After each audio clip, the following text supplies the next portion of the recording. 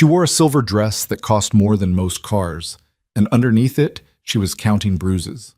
Derek Hale's hand rested on the small of her back like a loaded gun. One wrong smile, one wrong word, and she'd pay for it before the valet even pulled the car around. Then a stranger across the ballroom looked at her, really looked, and Lena Marlowe knew, with a terror that tasted like copper, that her life was about to split in half. If you're watching from anywhere in the world, drop your city in the comments, hit that like button, stay to the end, because what Victor Salvatore does next stops a room of 300 people cold. The Peninsula Hotel on East Superior had been built for nights like this one. Marble the color of bone, chandeliers dripping crystal that caught the light and broke it into 1,000 pieces, a string quartet in the corner playing something Vivaldi wrote 3 centuries ago for men who looked exactly like the ones filling the room now. Chicago in late October had a particular bite to it, the kind that came off the lake and slipped through expensive coats like it had a grudge. But inside the ballroom, the air was warm and thick with perfume, and the low murmur of money doing what money does at these things, pretending to be something nobler than itself. Lena Marlowe stood 3 steps inside the entrance and tried to remember how to breathe. The dress was a problem. Derek had picked it out that afternoon, held it up in front of her in the closet of their Gold Coast penthouse and said, "Wear this one, the silver. The gray one makes you look tired." He'd said it the way a man might mention the weather, and she'd nodded because nodding was safer than speaking. The silver dress had a slit up the thigh and a back that scooped down almost to her tailbone, and she'd known the moment she saw it that he wanted her on display tonight, a trophy polished for the benefit of men he needed to impress. That was fine. She could do that. She'd been doing it for 2 years. The problem was the bruise. It sat on her left shoulder blade, green at the edges and still purple in the center, and the scoop back of the dress showed it off like a signature. She'd tried concealer. She'd tried the heavier foundation the makeup artist on Oak Street kept in her bottom drawer for clients who didn't want to answer questions. It helped. It didn't fix it. In the right light, at the right angle, anyone who was paying attention would see it. Nobody was paying attention. That was the thing about rooms like this. Everyone was too busy watching themselves being watched. "Smile, baby." Derek's voice was at her ear, warm and low and absolutely charming to anyone listening. His hand slid from her waist to the small of her back and pressed, just enough. "You look like you're at a funeral." "Sorry." Her voice came out fine. She'd practiced. "Don't be sorry. Be here. This is a big night for me." "I know." He kissed the side of her temple. To the room it looked tender. His lips pressed just above her ear and his other hand came up to cradle her jaw, and anyone watching would have seen a man in love with his beautiful wife. His thumb, though. His thumb sat on the hinge of her jaw with a specific kind of pressure, and she knew what it meant. It meant behave. It meant I'm watching. It meant we'll talk about this later if you don't fix your face. She smiled. He let her go. "Derek, there you are, you son of a bitch." A man Lena didn't know came barreling through the crowd, red-faced and laughing, with a glass of something brown in his hand. Derek's face transformed in the half-second before the man arrived. Suddenly he was all teeth and warmth, clapping the guy on the shoulder, laughing at a joke that hadn't been told yet. He was good at that. He'd always been good at that. The first 6 months she'd known him, she'd thought the charm was who he actually was. By the time she'd figured out the truth, she'd already moved into his apartment, already given up the lease on her studio in Lincoln Park, already stopped returning her sister's calls because he didn't like how Maya looked at him. "Lena, honey, this is Tom Brennan." Tom, my wife, Lena. She wasn't his wife. They weren't married. He'd started calling her that about a year in front of other people. And she'd stopped correcting him because correcting him wasn't worth what correcting him cost. Tom Brennan's eyes did a slow, openly appreciative drag from her face down to her heels and back up, and he took her hand and held it a beat too long. "Pleasure," he said. His breath was bourbon. "Derek, you lucky bastard. Where'd you find her?" "Art gallery," Derek said. "She was working the front desk. I walked in for a painting and walked out with her." Tom Brennan laughed like this was the funniest thing he'd ever heard. Lena smiled because she'd been smiling through that story for 2 years. She hadn't been working the front desk. She'd been running the gallery. She'd curated 3 of the shows they had up that spring. She'd had a master's from the Art Institute and a reputation starting to build, and an apartment she loved, and a sister who called her every Sunday. Derek had walked in on a Tuesday in April and bought a $12,000 oil painting without haggling, and he'd asked her to dinner, and she'd said no. 3 times she'd said no. On the 4th time, he had sent flowers to the gallery so big the delivery guy needed a cart, with a card that said, "Let me apologize in person," and she'd thought, what's the harm? She'd thought he was persistent. She'd thought he was charming. She'd thought a lot of things. "I'm going to get a drink," she said. "Derek, do you want anything?" "Club soda. I'm working tonight." She nodded and stepped away from the 2 men before Tom Brennan could say something else that made her skin crawl. The bar was across the ballroom, on the far wall, and she walked to it carefully because the heels Derek had also picked out were higher than she was used to, and the marble floor was unforgiving. She kept her face composed. She'd gotten good at that too. A woman walking alone across a ballroom in a silver dress with her chin up and her mouth arranged into something approximating pleasant. Nobody looked at her and saw anything other than what they expected to see. Except it turned out, one person did. She felt him before she saw him. It was a strange thing, and later she'd try to explain it to herself and not be able to. It was the back of her neck, the specific feeling of being looked at, the way a deer in a yard knows a second before the dog comes around the corner. She turned her head halfway to the bar, and her eyes went across the room like they were being pulled by a wire, and there he was. He was standing by the tall windows that looked out over Michigan Avenue, alone, holding a glass of something clear. Dark suit, black tie, no jewelry, black hair cut short. He wasn't the biggest man in the room, wasn't even close, but there was a quality about the way he occupied the space around him that made the people near him seem to exist at a slight remove, like he was standing in a pocket of air that belonged to him alone. 2 men in similar dark suits stood maybe 10 feet behind him, not quite looking at him, not quite looking away. And she understood in some back compartment of her brain that those men were his. His eyes were on her, not on her dress, not on her body, on her face. She'd been looked at by a lot of men in the 2 years she'd been with Derek. She'd gotten very good at reading a look. Most men, when they looked at a woman in a silver dress at a gala, the look was about inventory.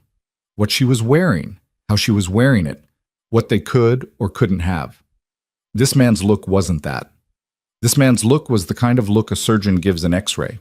He was reading her, reading the tension in her shoulders, the way she was holding her arm a little too close to her side to keep the slit of the dress from opening, the angle of her jaw where Derek's thumb had been. She looked away first.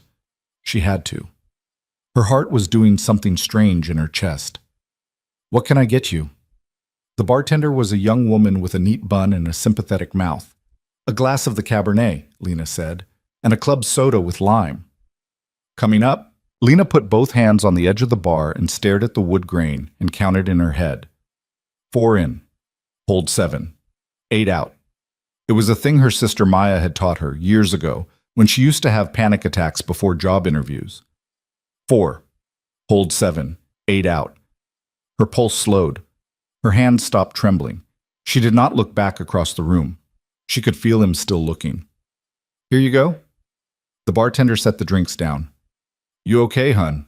Lena looked up. The bartender's face was careful. It was the kind of careful a woman's face got when she'd seen a lot of things from behind a lot of bars, and she was offering an opening without making a thing out of it. "I'm fine," Lena said. "Thank you." "Okay." The bartender didn't move away. "You just let me know if you need anything." "I will." Lena took the drinks and walked back toward Derek, and she could feel the man by the window tracking her across the room like a compass needle tracks north. Derek was laughing at something Tom Brennan had said. He took the club soda without looking at her and slid his arm around her waist again and kept talking. Something about zoning, something about a commission, something about a man named Alderman Kowalski, who was apparently going to be a problem but could be handled. Lena sipped her wine and nodded when it seemed like she should nod and let her eyes move around the room. She didn't mean to find the man by the window again. Her eyes did it on their own. He wasn't by the window anymore. He'd moved.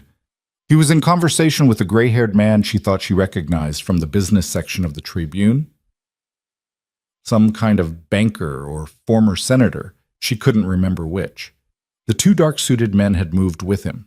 He nodded at something the gray-haired man said something back that made the gray-haired man laugh, and then his eyes lifted over the man's shoulder and found her again across the room.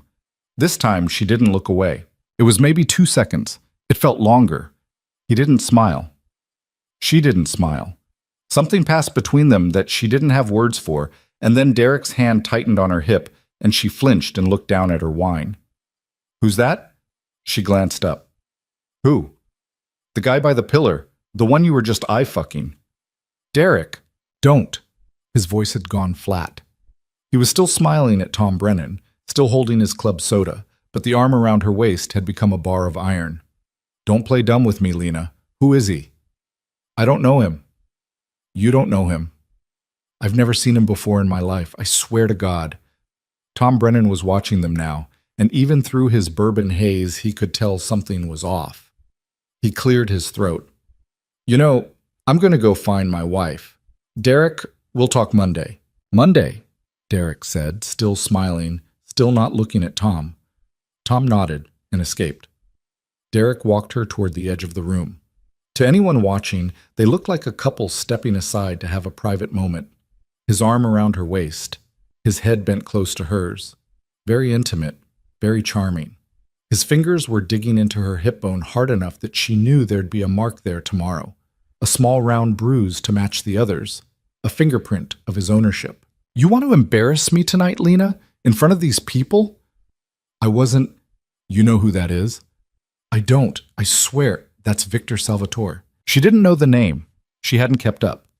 Derek kept her world very small. The apartment, the gym, the occasional lunch with one of the wives of his friends. Women she didn't like who didn't like her either. The news she got came filtered through Derek.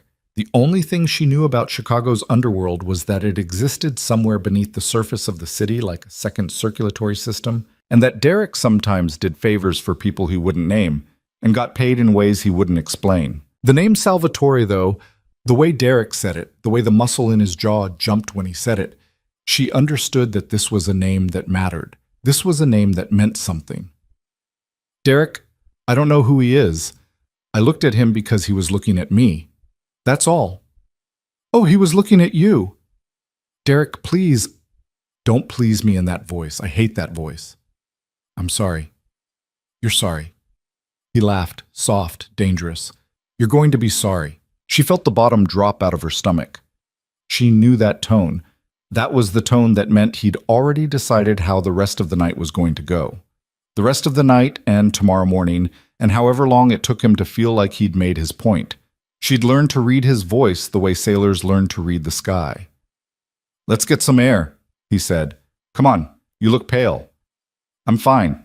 Come on." There was a terrace off the east side of the ballroom, closed to guests because of the cold but accessible through a side door the staff used. Derek knew the hotel. He'd done events here before. He steered her toward the side door with his arm still around her waist and a genial smile on his face, and she understood what was about to happen, and there was nothing she could do about it. If she made a scene, he'd make it worse. If she pulled away, he'd make it worse.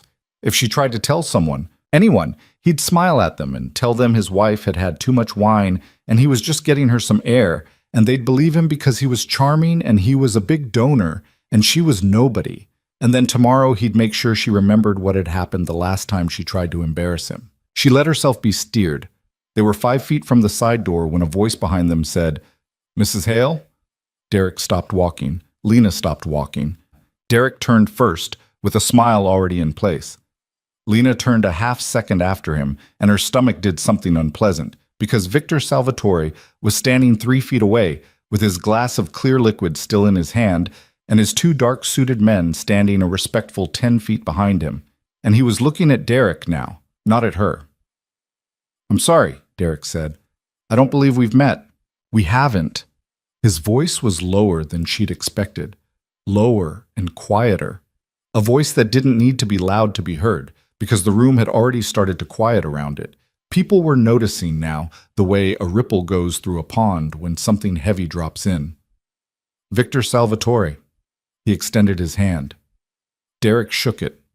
Derek's smile was still in place, but Lena could feel the tension running up his arm through his grip on her waist. "Derek Hale. This is my wife, Lena. We haven't met either." Victor Salvatore's eyes came to hers for a half second and then back to Derek's. "Mr. Hale, I wanted to introduce myself. We have a mutual acquaintance." do we? Alderman Kowalski. The change in Derek's face was very small and very fast. Lena might not have caught it if she hadn't spent 2 years studying his face for weather patterns. The corner of his mouth did a thing. The skin around his eyes did a thing. For the briefest flicker, he was something other than charming, and then the charming mask slid back into place. Kowalski, sure. Great guy. He speaks highly of you. That's nice to hear. He mentioned you were working on the Kinsey Street project. I am. I'm an investor in a competing bid.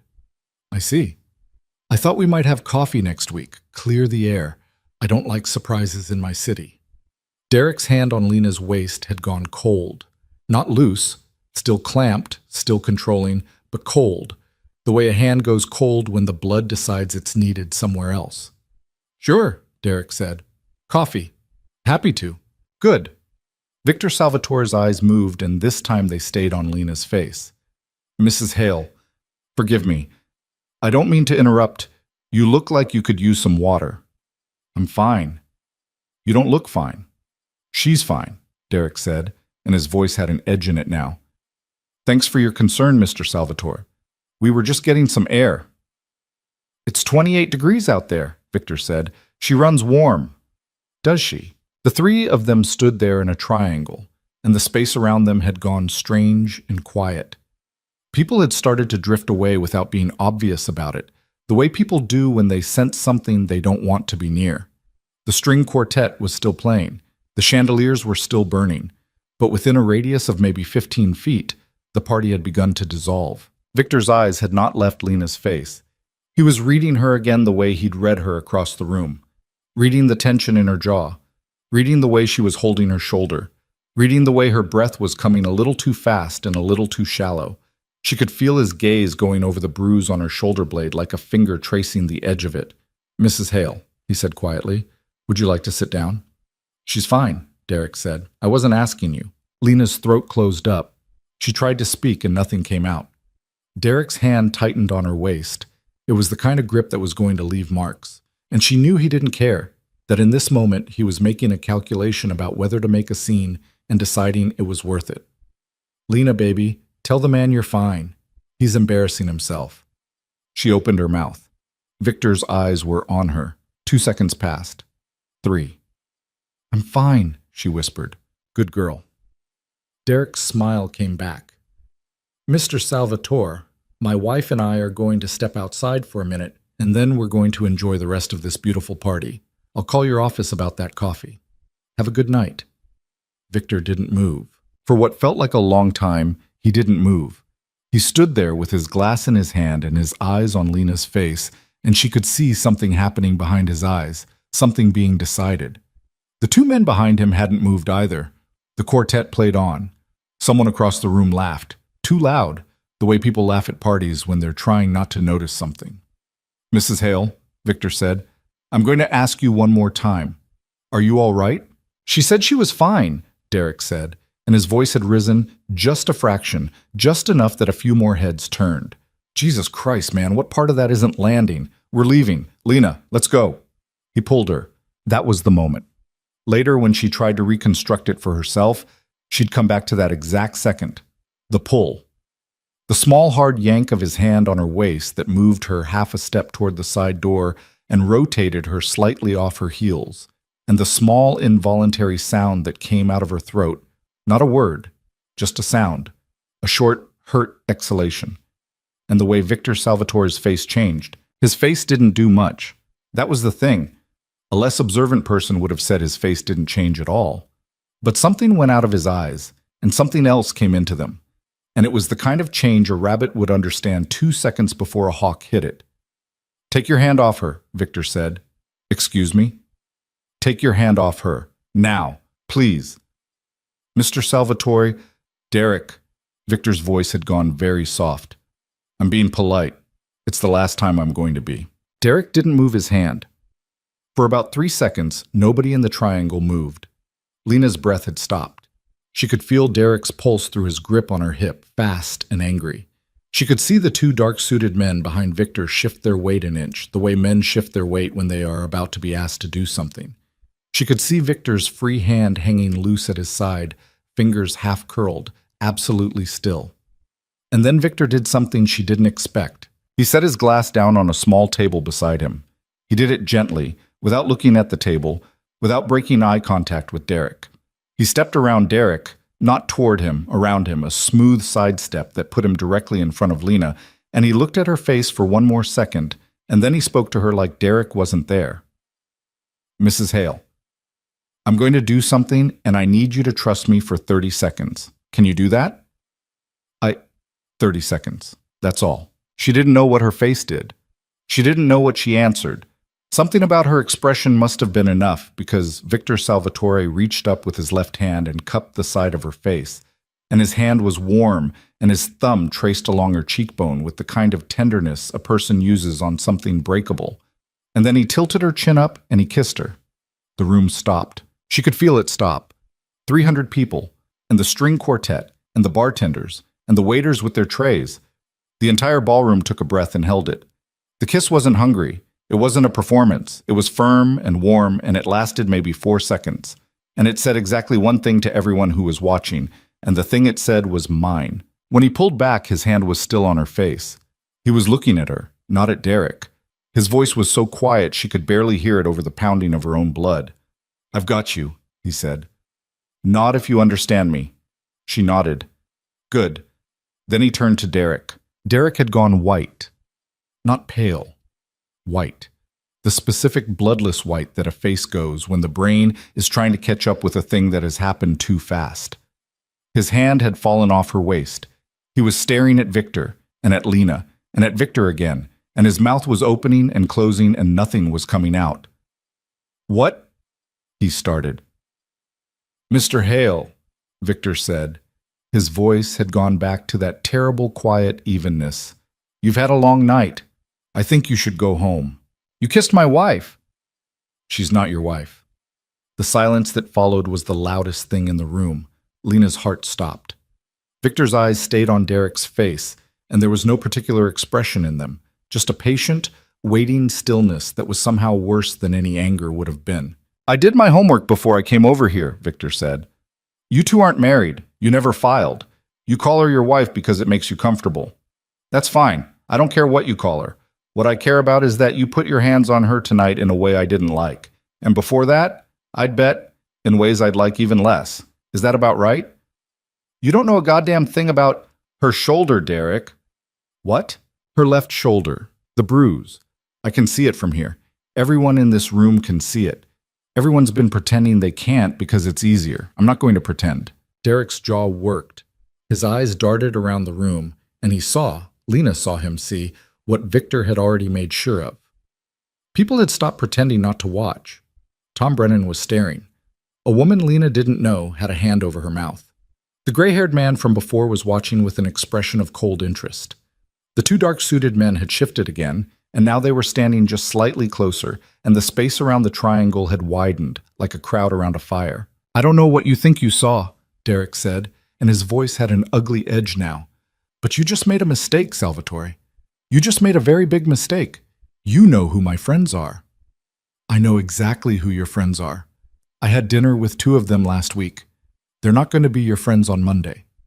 You can't. I can. I do. I will. Victor's hand came up again, and this time it settled on Lena's lower back, not gripping, just resting there. The difference between his touch and Derek's was so total she almost lost her balance. Mrs. Marlowe, and that's what I'm going to call her because that's her name, is going to leave here with me tonight.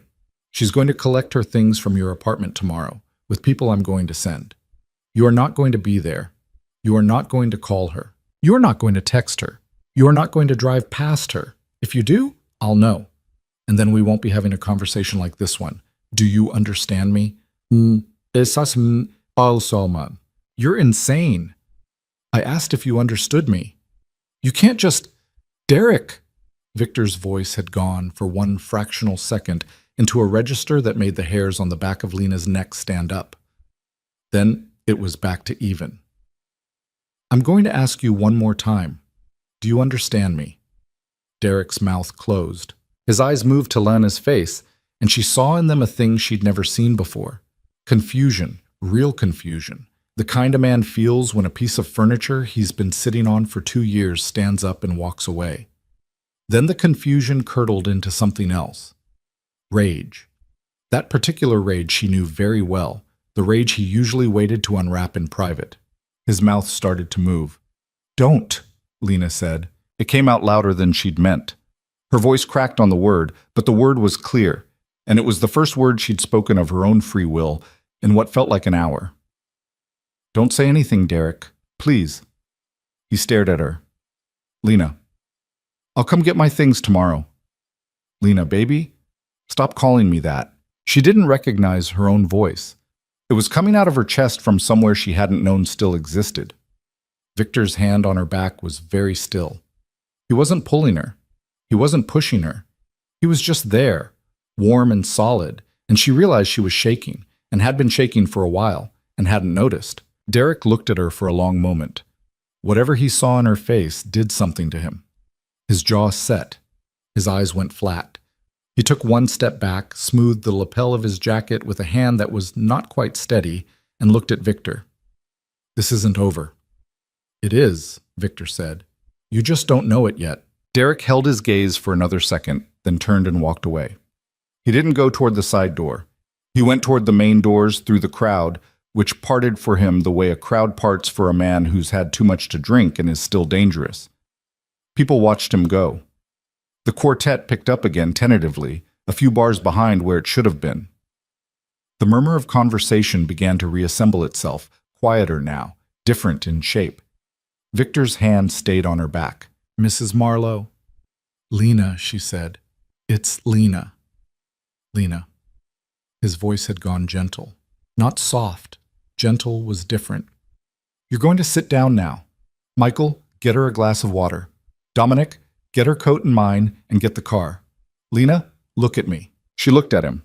His face, up close, was all angles and a small scar at the corner of his mouth and eyes the color of wet slate. She didn't know this man. She'd known him for less than 10 minutes.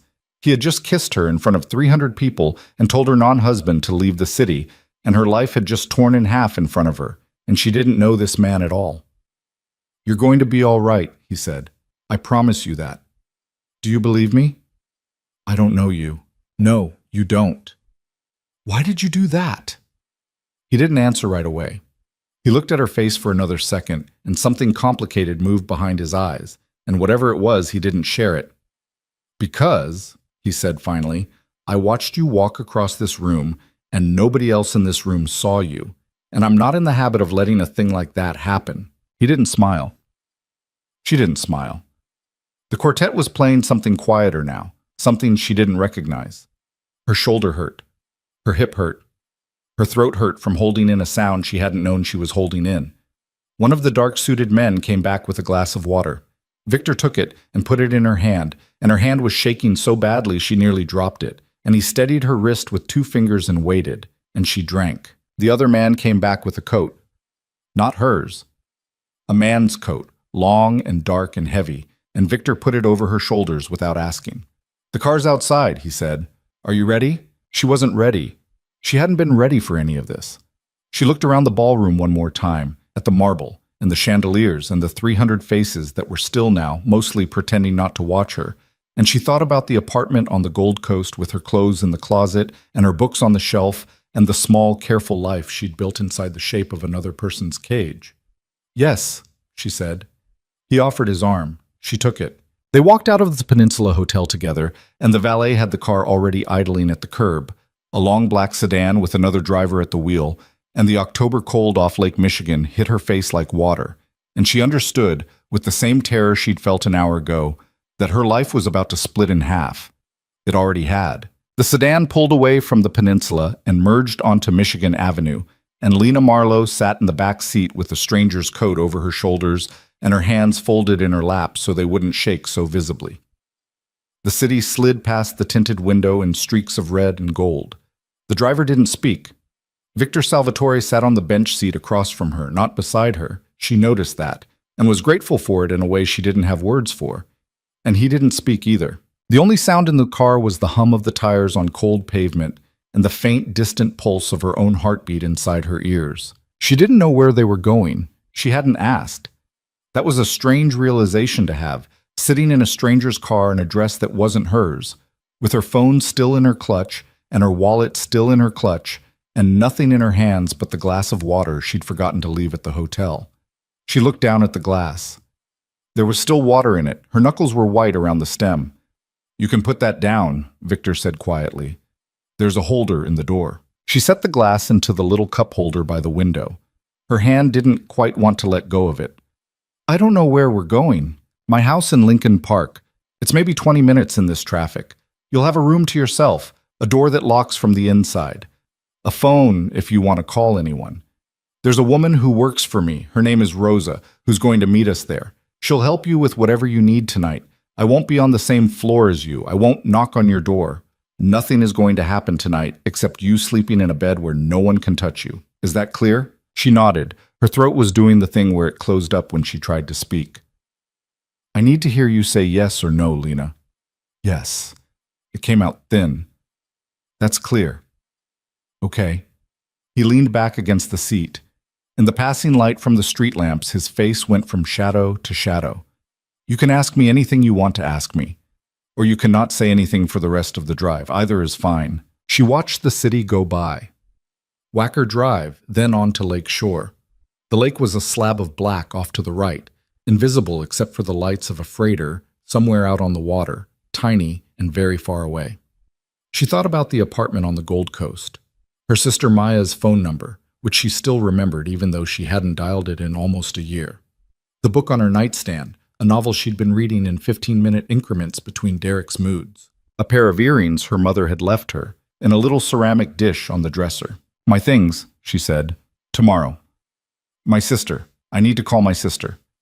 "You can call her tonight, from the house." He'll go after her. Victor was quiet for a second. "Where does she live?" "Oak Park." "She's a teacher, 3rd grade. She has a husband and a little boy. And Derek met her one time, 2 years ago, and he didn't like her, and..." The words were coming faster now, out of order. "And he said things to me about her afterwards, things he'd do if I ever called her, and I stopped calling her. I just stopped, and she's going to be angry with me. She's going to be so angry with me. Lena. She's going to think I chose him over her. Lena, look at me." She looked at him. His face in the shifting light was very still. "Your sister is safe tonight. I'll have someone on her street before we get to the house. Not in her house, not bothering her. On her street. Just until I know what Derek's next move is going to be. You're going to call her when we get inside, and you're going to tell her what you want to tell her. And if she's angry, that's her right, and you can deal with that tomorrow. Tonight, she's safe. You're safe. That's all that has to be true tonight. Why are you doing this? I told you at the hotel." That wasn't an answer. That was a thing you said. For the first time since she'd met him, something very small and very tired moved at the corner of his mouth. It wasn't a smile. It was the place where a smile would have been if he were a man who smiled at things. "That's fair," he said. He didn't say anything else for a while. The car crossed the river, slid up past the Hancock, turned west onto North Avenue. Lena kept her eyes on the window because looking at his face was too much to manage. "I had a sister," he said finally. His voice was lower than it had been. "A long time ago. She married a man who was very good at seeming like a good man. By the time we figured out what was actually happening, it was too late to help her the way she needed to be helped. So we buried her, and we handled the man, and I told myself I was going to do better the next time I saw it coming." Lena didn't say anything. She could feel her eyes stinging, and she didn't know if it was for the woman she'd never met or for herself. "I'm not telling you that because I want you to feel grateful," Victor said. "I'm telling you because you asked. You're not a project. You're not a debt I'm paying. You walked across a room in a dress that didn't fit you, and I saw what was happening to you, and I decided I wasn't going to watch one more time. That's all. You don't owe me anything. When we get to the house, and tomorrow, and the day after that, you get to decide what you want. If what you want is for me to put you on a plane to your sister's house in Oak Park and never see you again, I'll do that tomorrow morning. I'm not saying that. I know. I'm just telling you, so you know." She turned her face toward the window. A tear slid down her cheek, and she let it. She didn't wipe it away. She'd spent 2 years wiping tears away fast so Derek wouldn't see them, and she was so tired of it she could have put her head down on the car seat and slept for a week. The house was on a quiet street off Dickens, set back behind a wrought iron gate that swung open when the driver pulled up to it. The driveway was short and lined with old elms. The house itself was brick, 3 stories, with wide stone steps up to a heavy black door. The kind of house that had been built around the turn of the last century for a family with a name. There were lights on in the front windows, warm yellow, soft. Victor got out first and came around to her side of the car. He opened the door, but he didn't offer his hand. He stood back a step and waited, and she understood this was deliberate, that he was giving her room, and she got out on her own power in the borrowed heels and the borrowed coat and walked up the stone steps beside him at her own pace. The front door opened before they got to it.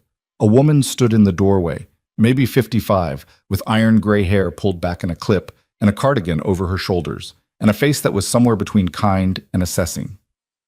"Rosa," Victor said, "this is Lena Marlowe." "Come inside, honey. You must be freezing in that."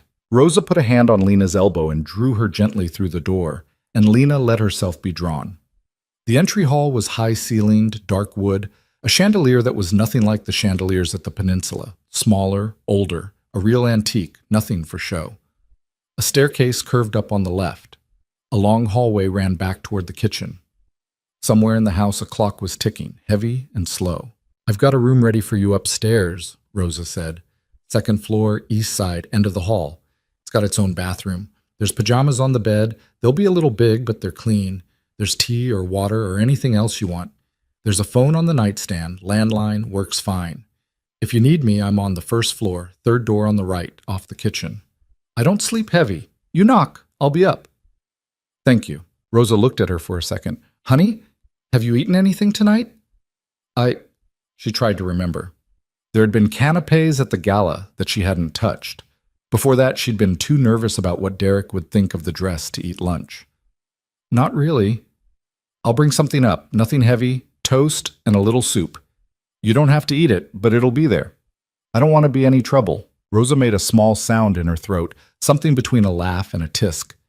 "You're not trouble. Come on, stairs." Victor hadn't moved from the doorway. Lena paused at the bottom of the stairs and turned. "Mr. Salvatore?" "Victor? Victor? Thank you. I don't know what else to say." "You don't have to say anything." He put his hands in his pockets. "Sleep. We'll figure out the rest of it when you wake up." She nodded and she followed Rosa up the stairs. The room at the end of the hall was larger than she'd expected. A 4-poster bed made up with a soft white duvet, a window that looked out over a small back garden with bare elms and a stone bench, a dresser, a reading chair, a rug that was old and beautiful. Everything was quiet. Everything was still. The door had a bolt on the inside, and Rosa pointed at it without saying anything, and Lena understood that Rosa had put the bolt on herself, maybe that afternoon, maybe an hour ago. "Bathroom's through there. There's a robe on the hook. I'll be back in 10 minutes with some food. You take your time." Rosa closed the door behind her, and Lena stood in the middle of the room for a long moment.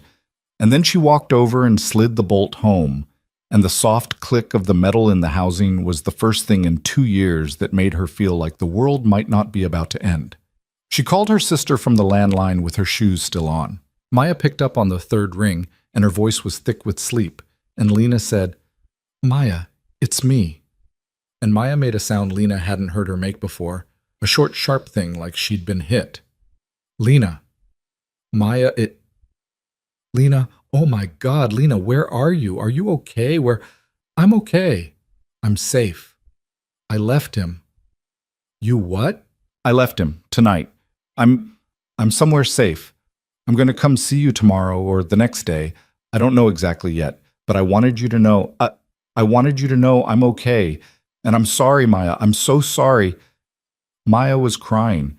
Lena could hear it through the line, small and broken, the way Maya had cried when they were kids and she'd fallen off her bike on Granville and skinned both knees. "Don't you apologize to me," Maya said.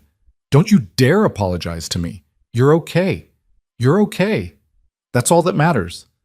Lena, where are you? Do you need me to come get you? I'll drive right now." "No. No. Maya, listen. There's going to be somebody on your street tonight, a car. Don't be scared. They're not there for you. They're there to make sure nothing happens. It's a long story." "Lena, what? I'll tell you everything tomorrow. I promise. I just needed to hear your voice. I love you, Lenny. Nobody had called her Lenny in 2 years. Derek hadn't liked it. He'd said it sounded like a boy's name. She put her free hand over her mouth and sat down on the edge of the bed because her legs weren't going to hold her up. I love you too, she whispered. She hung up. She sat on the edge of the bed for a long time. When Rosa knocked softly 20 minutes later, Lena had to unfold herself out of a place very far away to go answer the door. The tray had a bowl of chicken soup, a plate with 2 slices of buttered toast, a cup of tea, and a small plate of sliced pear. Rosa set it on the little table by the reading chair. Eat what you want. Leave the rest. I'll get it in the morning. Rosa. Yeah. Does he bring women here a lot? The question came out before she could stop it. It was not the question she'd meant to ask. She felt her face go hot. Rosa looked at her for a second, then sat down on the edge of the reading chair, her cardigan pulling tight across her shoulders, and she folded her hands in her lap the way a woman folds her hands in church. Honey, Victor Salvatore has not brought a woman to this house in the 11 years I've worked for him. Not for dinner, not for coffee, not for anything. You're the first. I don't know what it means, and it's not my place to know. But I'll tell you this because I think you need to hear it tonight. That man does not do things he hasn't thought about. If he told you you were safe here, then you're safe here. That's the only thing you need to worry about tonight. Lena's eyes filled up, and she looked at the ceiling so they wouldn't spill over, and Rosa pretended not to notice. Rosa stood up and smoothed her cardigan and went to the door. Lock it behind me. I'll see you in the morning. Lena ate the toast. She tried the soup. It was hot and good, and she got through half of it before her throat closed up. She changed into the pajamas, which were men's and enormous and smelled like clean linen, and she washed her face in the bathroom and scrubbed the makeup off with a washcloth until her skin was pink and her eyes were raw. In the mirror, she looked at her own face for longer than she'd let herself look in a year. The woman in the mirror was pale and thin and had shadows under her eyes, but she was the woman who had lived. That was something. That was a start. She slid into the bed. The sheets were cold for about 10 seconds and then warm. Somewhere in the house, far away, a pipe ticked as it warmed. She thought she wouldn't be able to sleep. She was wrong. Her body had been running on adrenaline for so many hours that the second her head touched the pillow, it called in a debt she couldn't refuse, and she was gone. She woke once, sometime in the deepest part of the night, to a sound in the hallway. She froze. Her hand went to her throat before she'd even opened her eyes. Then she heard what it was. Footsteps, slow, going past her door, not stopping.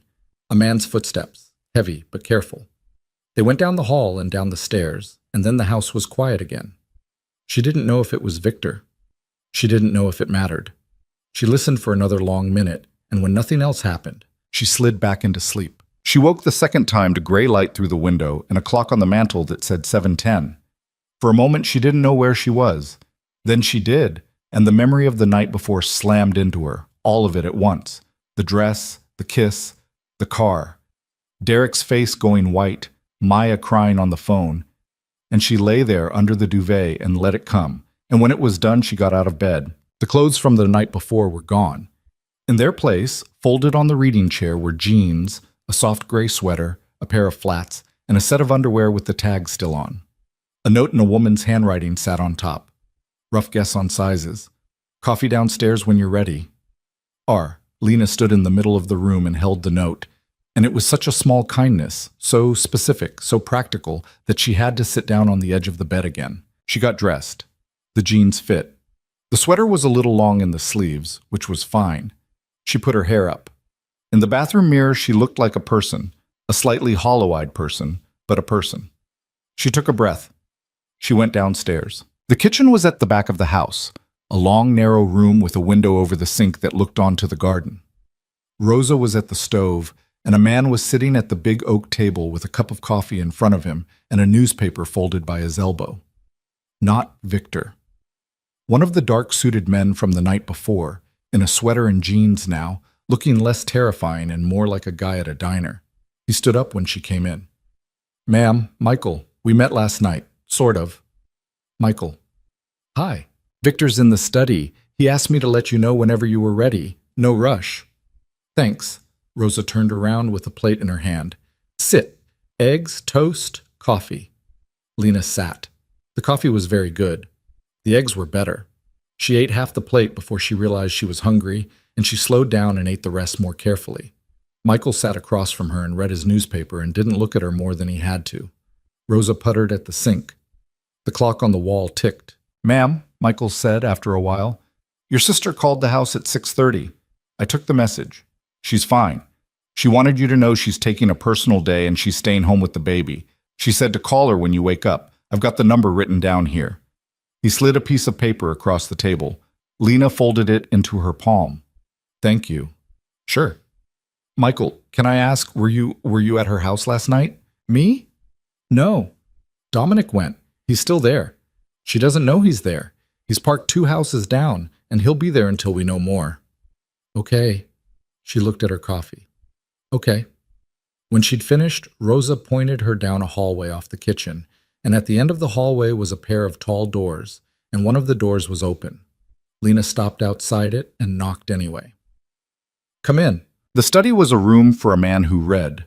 Books on 3 walls, floor to ceiling, with a ladder on a rail. A big desk by the window stacked with papers and a laptop. A fireplace with a low fire in it. 2 leather armchairs by the fireplace, and Victor Salvatore in one of them, in jeans and a dark blue Henley, reading glasses on, looking over a folder of what looked like contracts. He set the folder down when she came in and took the glasses off, and he stood up. "Lena, good morning. Did you sleep?" "A little." "Sit, please." She sat in the armchair across from his. The fire was warm. Through the window she could see the back garden, the same bare elms she'd looked at from her bedroom, and a cardinal on the stone bench, bright red against the gray morning. "I'll be quick," Victor said. "You have things you need to decide, and I don't want to waste your time. So, here's what's happened, and what I'd like to do, and then you tell me what you want." "Okay." "Last night, after we left the hotel, Derek went back to the apartment. He was drunk when he got there. He threw some things around. He sent you 4 voicemails and 31 text messages. I had the messages read. You don't need to read them. They escalate from apology to threat in about 40 minutes, which is about standard. I'd like your permission to have the phone replaced and have your number changed this morning. Yes or no?" "Yes." "Good." "Second, your things. There's a crew I use for this, 3 women, 1 man. All of them are good and fast and careful. They'll go to the apartment at 10. Derek won't be there. He's currently in a meeting across town he can't get out of, which I arranged. They'll pack everything of yours and bring it here. Clothes, books, personal items, anything with your name on it. If there's something specific you want, tell me now. If there's something you don't want, tell me now." "There's a dish off the dresser, ceramic, white with a blue edge. My mother's earrings are in it." "Got it." "A novel on the nightstand. I don't remember the title. It has a blue cover." "Okay." "The rest, I don't care. I don't want most of it. Whatever was his, whatever he bought me, I don't—" Her voice caught. "I don't want to see it." "Understood. We'll bring the essentials and leave the rest." "Thank you." Third, Derek himself.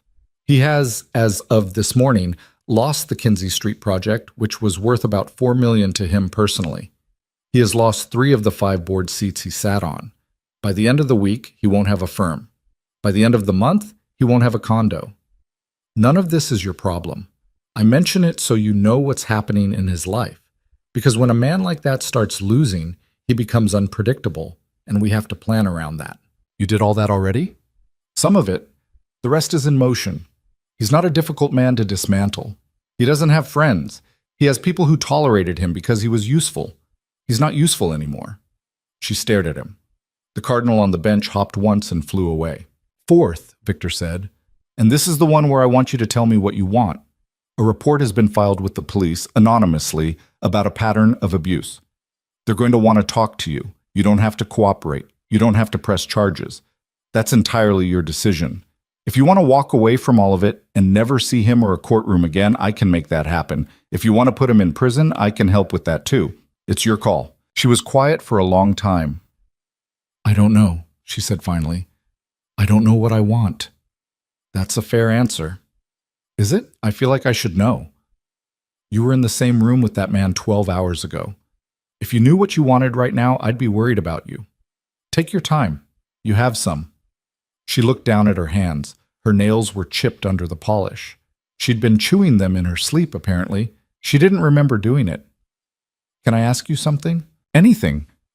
Last night, at the hotel, when you kissed me. She felt her face warm and pushed through it. You said you'd made a decision before you came over. You said you weren't going to watch again. Yes. Did you know, before, that that he was like that, with me? Victor set the folder he'd been holding down on the little table between them. He folded his hands in his lap and he looked at her very steadily. I knew Derek Hale was a bad man. I knew that before last night. I'd been collecting information on him for about 6 weeks because he'd gotten involved with a piece of property that my people had an interest in. And when I looked at him, I didn't like what I saw. I didn't know you existed until last night. I saw you walk in, and I saw how he was holding you, and I watched you for about 20 minutes before I decided what to do. I would have made a move on him this week either way. It would have been cleaner and slower. What I did last night was faster and louder. And I did it in front of 300 people because I wanted it to be on record, in front of witnesses, where he couldn't deny it and couldn't walk it back and couldn't get you alone later. The kiss. The kiss was a tool. I'm not going to lie to you about that. I needed to put a flag on you in that room in a way that every person there would understand and remember. A handshake wouldn't have done it. A word wouldn't have done it. What I did would do it, and it did. I'm sorry if it was more than you wanted. You didn't get to choose, and that's not nothing, and I've been thinking about it since last night. It's fine. It's not fine. I did it without asking. I'm not going to pretend it was fine. I said, I heard you. I'm telling you anyway. The next thing I do that involves you, I'll ask first. That's a thing I'm promising you, not a thing I'm asking you to agree to. She looked at him. He didn't look away. There was something in his face, not warmth exactly, not softness, but a kind of open honesty that made her throat hurt in a different way than it had hurt last night. She had not been told the truth plainly by a man in a very long time. Okay, she said. Okay. Okay. I want to press charges. Okay. I don't know if I can, but I want to. I want to try. We'll get you a lawyer, a good one, not mine, somebody who works for you. There's a woman I'd recommend. She's not connected to me. She does this work specifically. Her name is Corinne Delacroix. I can have her here this afternoon if you want. Yes. I'll make the call. Lena pressed her hands together in her lap, hard. Victor. Yeah. Why do I trust you? He considered this for a moment, the way a person considers a real question. I don't know, he said. That's for you to figure out. I'd say don't, entirely, yet. Trust is a thing that gets earned. I'll try to earn it. Some of what I've done in my life you would not admire if you knew about it. I'm not going to pretend to be a man I'm not, but the specific thing I told you last night, that you're safe here and that no one will touch you, that is true. That will stay true. Okay. You want some more coffee? Yeah. He got up and went to a sideboard by the window where there was a French press and 2 cups, and he poured her a fresh one and handed it to her, and his fingers brushed hers when he passed the cup, and she didn't flinch, and she noticed that she didn't flinch, and she held that small fact in her chest like a lit match. They sat by the fire for another half hour. He didn't push. He asked a few small questions about her sister, about her nephew's name, about whether she was cold, and she answered them, and when she went quiet, he let her be quiet. Once she almost cried, and he pretended to be very interested in the fire until she had herself back. When his phone buzzed on the side table, he glanced at it, frowned, and didn't pick it up. Problem? She said. Nothing you need to think about. Derek? His lawyer called mine. That's normal. It's fine. She drank her coffee. The cardinal came back to the bench in the garden. A second cardinal, smaller, duller, landed on the bench beside it. She watched them for a minute. At 11, Corinne Delacroix arrived. She was a small, sharp woman in her 50s, with silver in her dark hair and a leather folio under one arm, and she came into the study and shook Lena's hand and didn't waste a second on pleasantries. She sat down in the chair Victor had been sitting in, which Victor had vacated without being asked, and she opened her folio. Lena, I'm going to ask you some hard questions. You tell me what you can, and if you can't tell me something, you say so. We don't have to do all of it today. We just have to start. Okay. Victor, get out. Going. He left the study and closed the door behind him, and Lena was alone with Corinne Delacroix and a fire and a notepad, and the small, sharp woman looked at her across the space between the armchairs and said, "Let's start with the first time he hit you. It took 2 hours." Lena cried twice. Corinne handed her tissues without commenting. She did not touch her, did not say it's okay, did not say you're so brave. She asked precise questions and wrote precise answers. When they got to the worst of it, Corinne's face didn't change, and that was somehow exactly what Lena needed, to say a thing out loud and have it not shock the room. By the time they stopped, it was past 1 in the afternoon, and there was a fresh pot of coffee on the side table that Rosa had brought in without either of them noticing. "Okay," Corinne said. She closed the folio. "I have enough to start. I'll be back tomorrow. We'll keep going. In the meantime, don't talk to anyone else about any of this. Not the police yet, not your sister, not anyone. If Derek calls you from a blocked number, and he will, don't answer. Don't read his texts. If you feel yourself wanting to, call me first. That's my cell." She passed Lena a card. "One more thing." Corinne's voice softened, just a fraction. "You were not crazy. Everything you just told me, I've heard variations of it 100 times. You were not unique, you were not stupid, you were not weak. You were in a situation that was designed to make you doubt yourself. It worked on you because it works on everyone. You understand me?" "I understand." "Good." Corinne stood up. "I'll see you tomorrow." She left. Lena sat in the chair for a long time by herself. The fire had died down. Rosa came in at some point and built it back up without speaking, and left. Lena closed her eyes. When she opened them, Victor was in the doorway. He didn't come in. He was leaning against the frame with his arms crossed, and his face was unreadable, and he was looking at her the way a man looks at something he's trying not to look at too directly. "You hungry?" he said. "No." "You should eat." "I know." He came in then and sat down in the other chair, and they didn't speak for a while. Outside the window, the day was darkening early, the way it did in late October, the light going blue at the edges. "My things," Lena said, "upstairs, in your room. The dish with the earrings is on the dresser. The novel is on the nightstand. The rest is in boxes. You can go through them when you want, or not at all." "Thank you." "You don't have to thank me for that." "I know. I'm going to anyway." He almost smiled. It was the closest to a smile she'd seen on him. "Victor." "Yeah. What happens now?" He thought about it. He rubbed his jaw with the back of his knuckles. "Now you stay here, as long as you want. You work with Corinne, you talk to your sister, you sleep, you eat. You remember what your life looked like before it stopped being yours, and you figure out what parts of it you want back and what parts you don't. Derek doesn't come near you. That's not a promise I can make about the whole world, but it's a promise I can make about that specific thing. He's going to try. He's going to get worse before he gets better. I'm going to handle it. You're going to be okay. And you?" He looked at her. "What about me? What do you want from this? From me?" He was quiet for a long moment. "Right now," he said, "nothing. That's the truth. Right now I want you to sleep and eat and talk to your sister and work with Corinne and be somewhere where nothing is going to happen to you that you don't want to happen.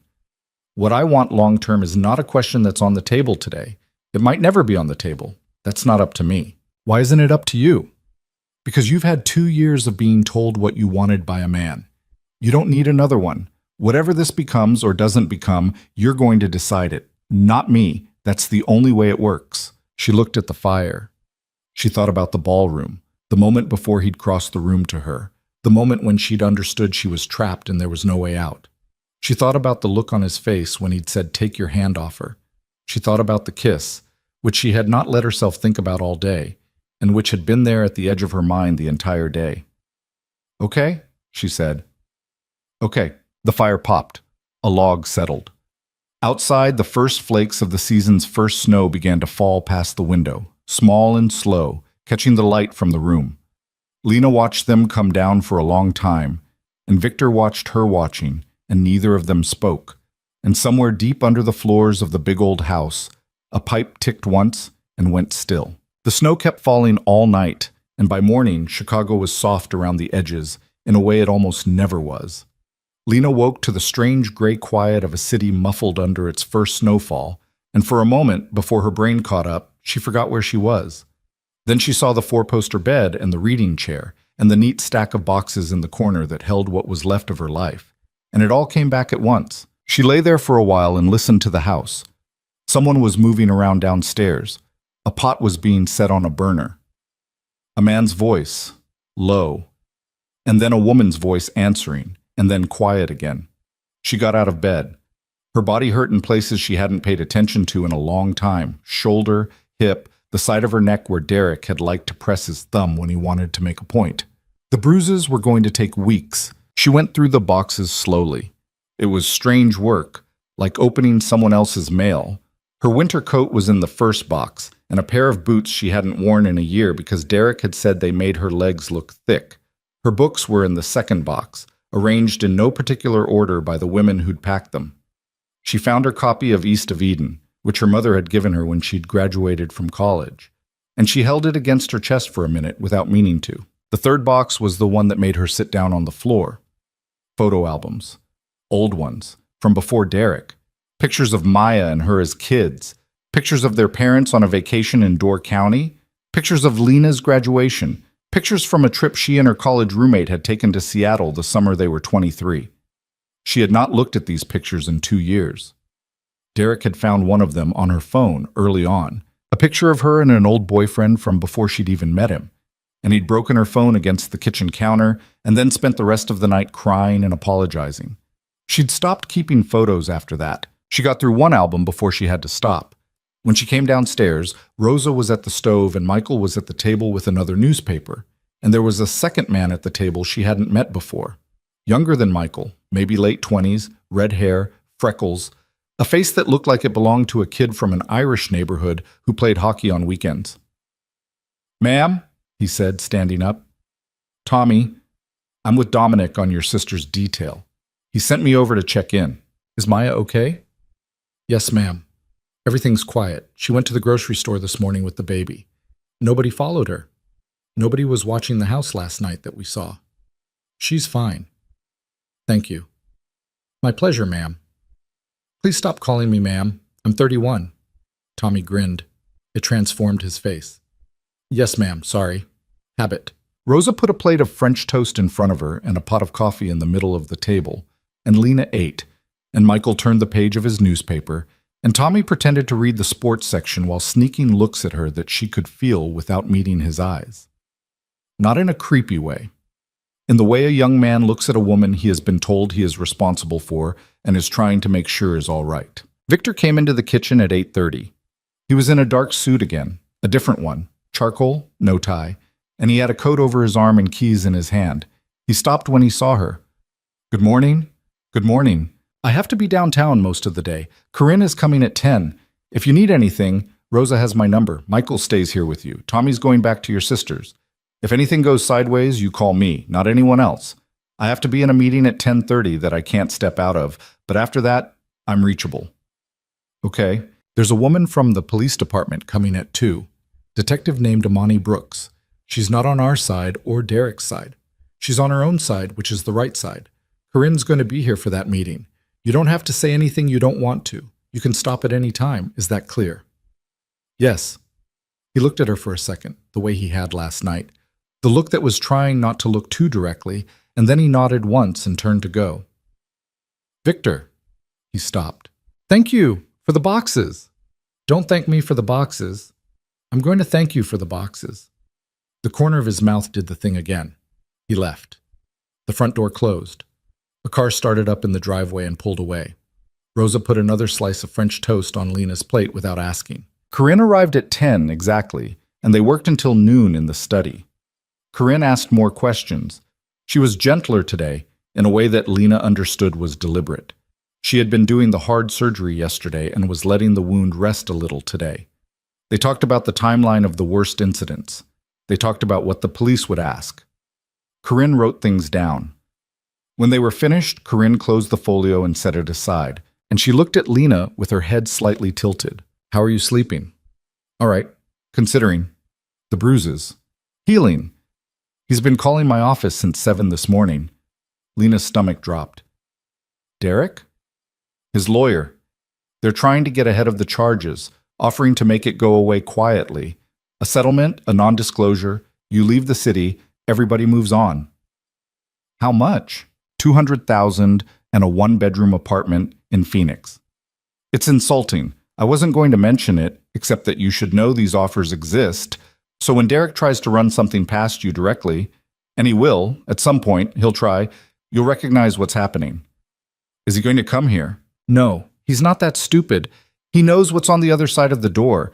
He's going to come at you through other people. Your sister, probably, at some point. An old friend. Somebody from his side who'll call and say he's desperate, he's sorry, he's going to hurt himself. He just wants to talk once, for closure. That's the script. You don't have to take that call.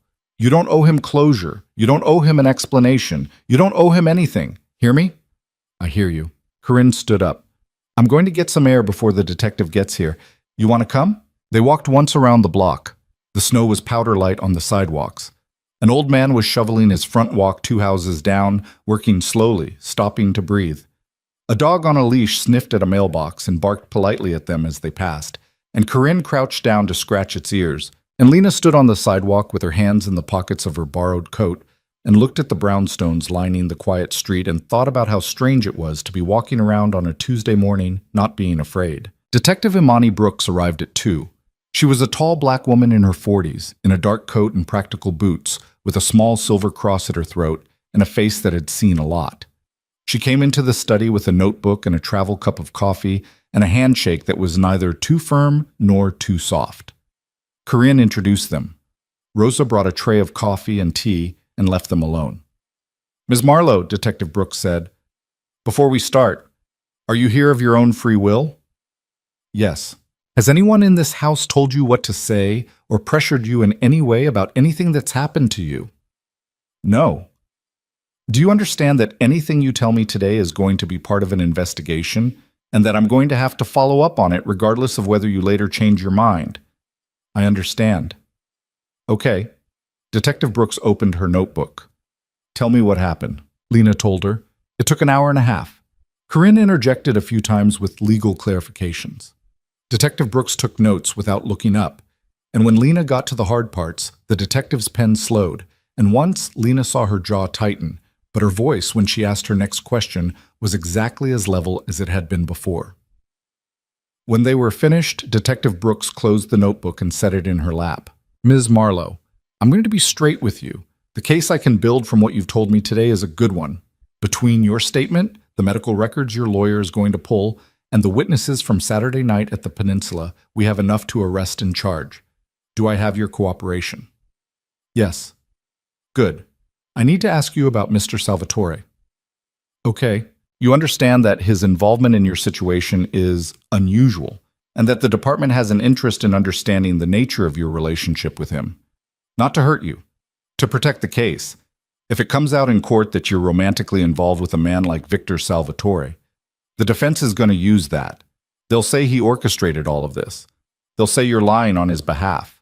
So I need to know, from you, today, what your relationship is. Lena opened her mouth and closed it. She looked at Corinne. Corinne's face was neutral. I met him 4 days ago, Lena said, at the gala on Saturday night. Before that, I'd never seen him. He knew about me because he'd been looking at Derek for a business reason, but he didn't know me personally. He brought me here that night because I didn't have anywhere else to go, and because he didn't think Derek would let me leave if I tried to go anywhere else. I'm staying here because it's safe. That's it. That's the relationship. You haven't been intimate with him. No. The word came out fast. She felt her face go warm. No. He kissed me once, in front of everyone at the gala, to make a point to Derek. That's it. Nothing else. Detective Brooks wrote something down. And his people. The ones staying at your sister's house. He arranged that for my sister's safety. I didn't ask for it. He offered. Why do you think he's doing this? For you. Lena was quiet for a long moment.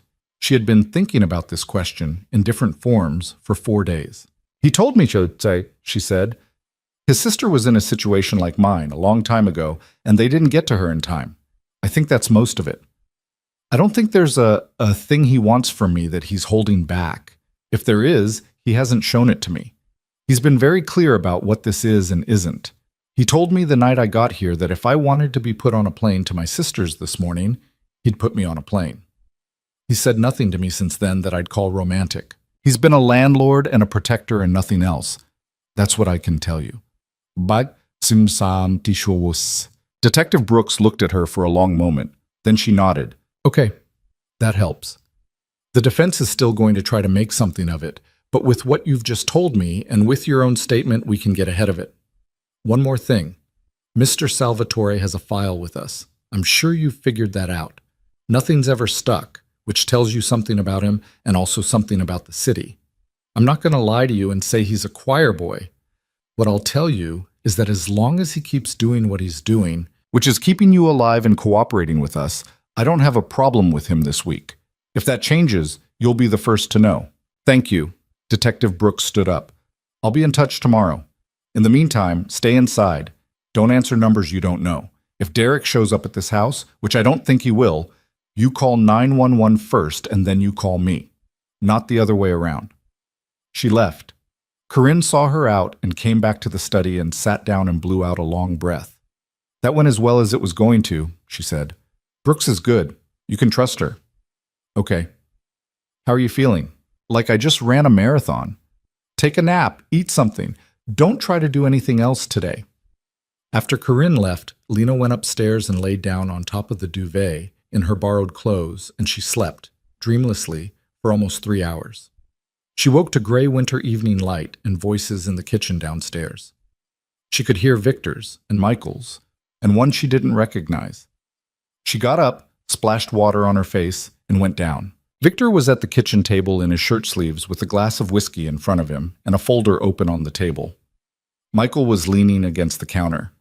The third voice belonged to a tall, thin man in a dark suit who was standing by the window with his arms crossed, olive skin, gray at his temples, a face like a closed drawer. They all looked up when she came in. The tall man straightened and nodded at her without speaking. Lena, Victor said. This is Enzo.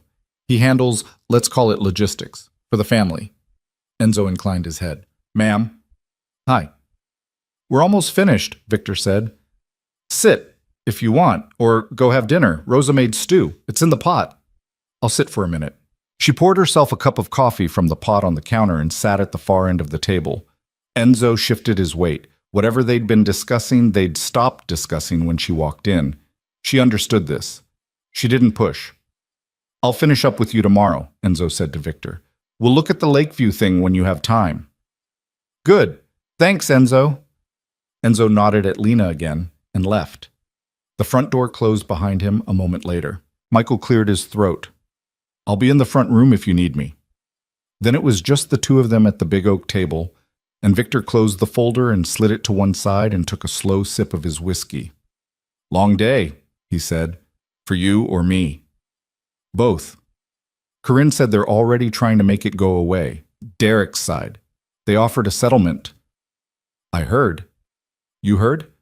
Corinne called me after she left here. She's allowed to. You signed the paperwork this morning.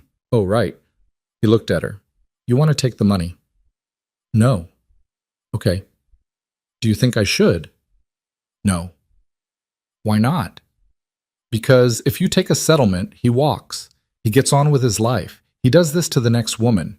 You know that as well as I do. You can do with your case whatever you want to do, but you asked what I thought, and I think the only version of this that ends with him not doing it again is the version where he goes to prison for a while. Detective Brooks thinks she has a case. Good, she does. She also asked me about you. I figured she would.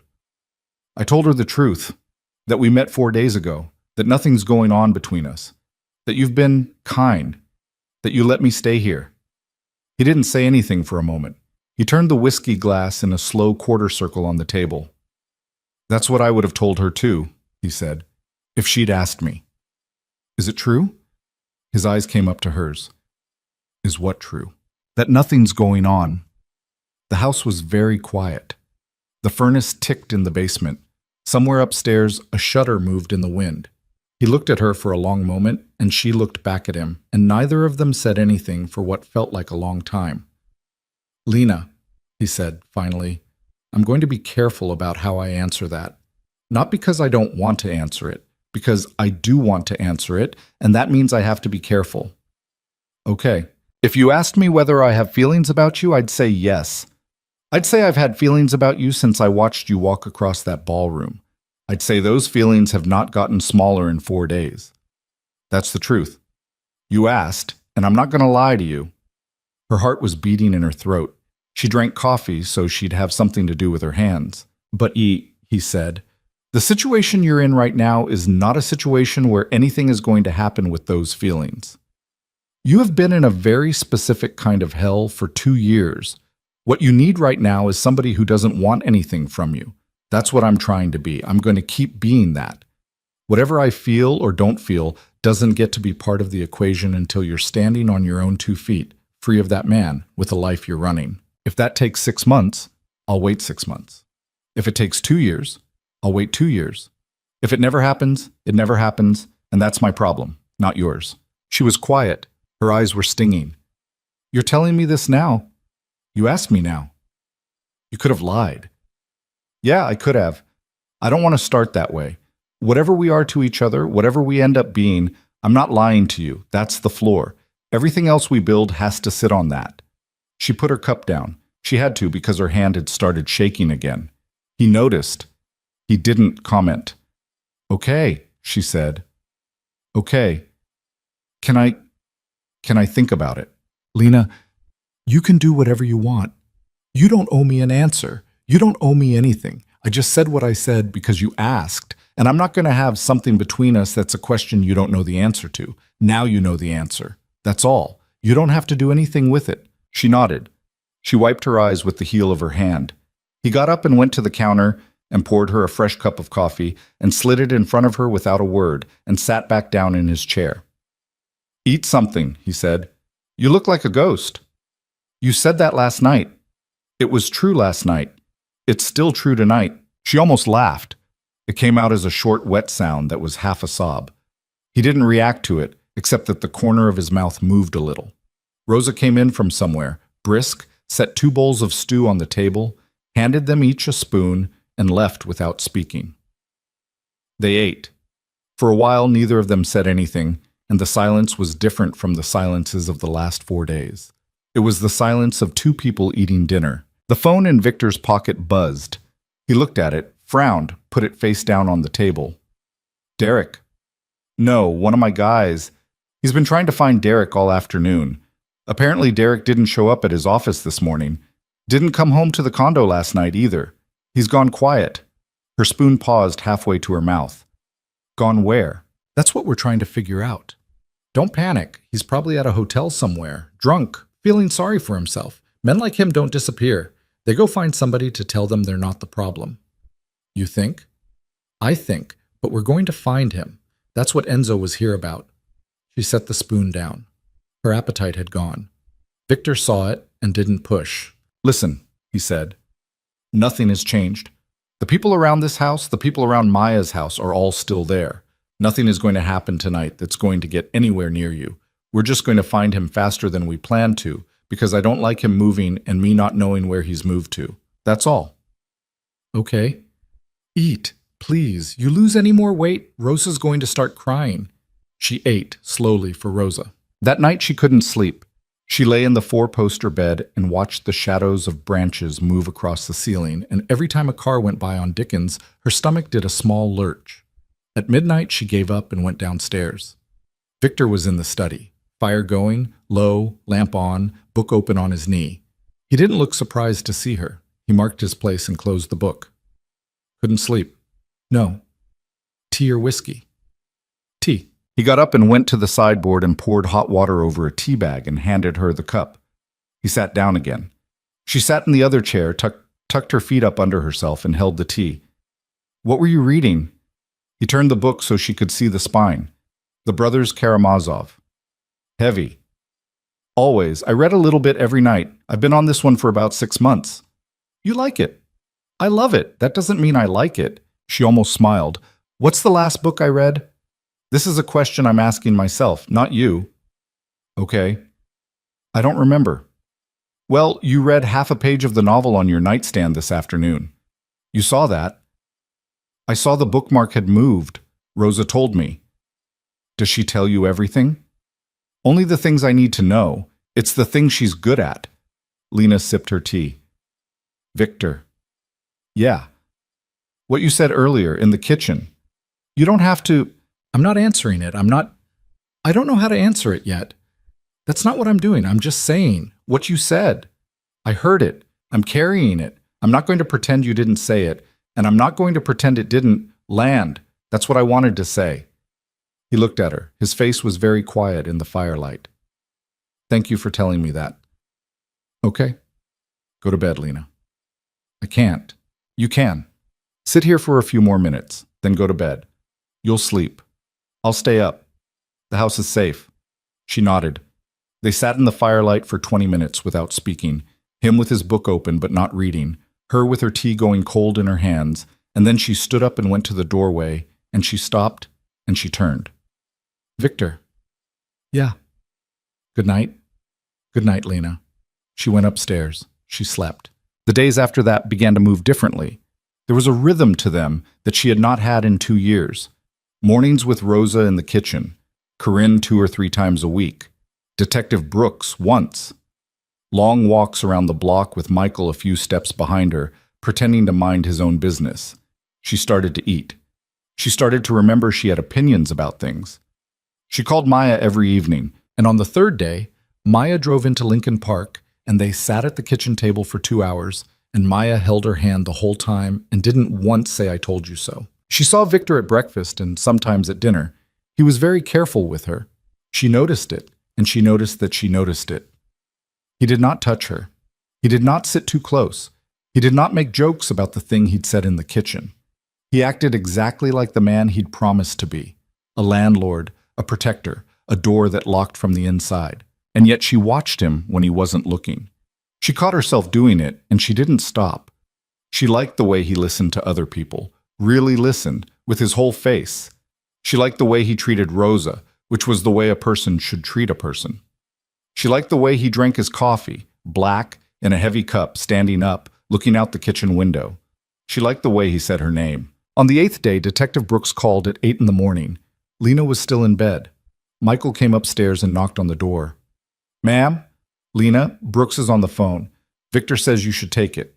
She took it in her room, sitting on the edge of the bed. "Ms. Marlowe?" "Yes." "We found Mr. Hale." Her stomach dropped. "Where?" "A motel in Hammond. He'd been there the whole time. He's in custody. We arrested him about an hour ago on the assault charges. He's not going anywhere.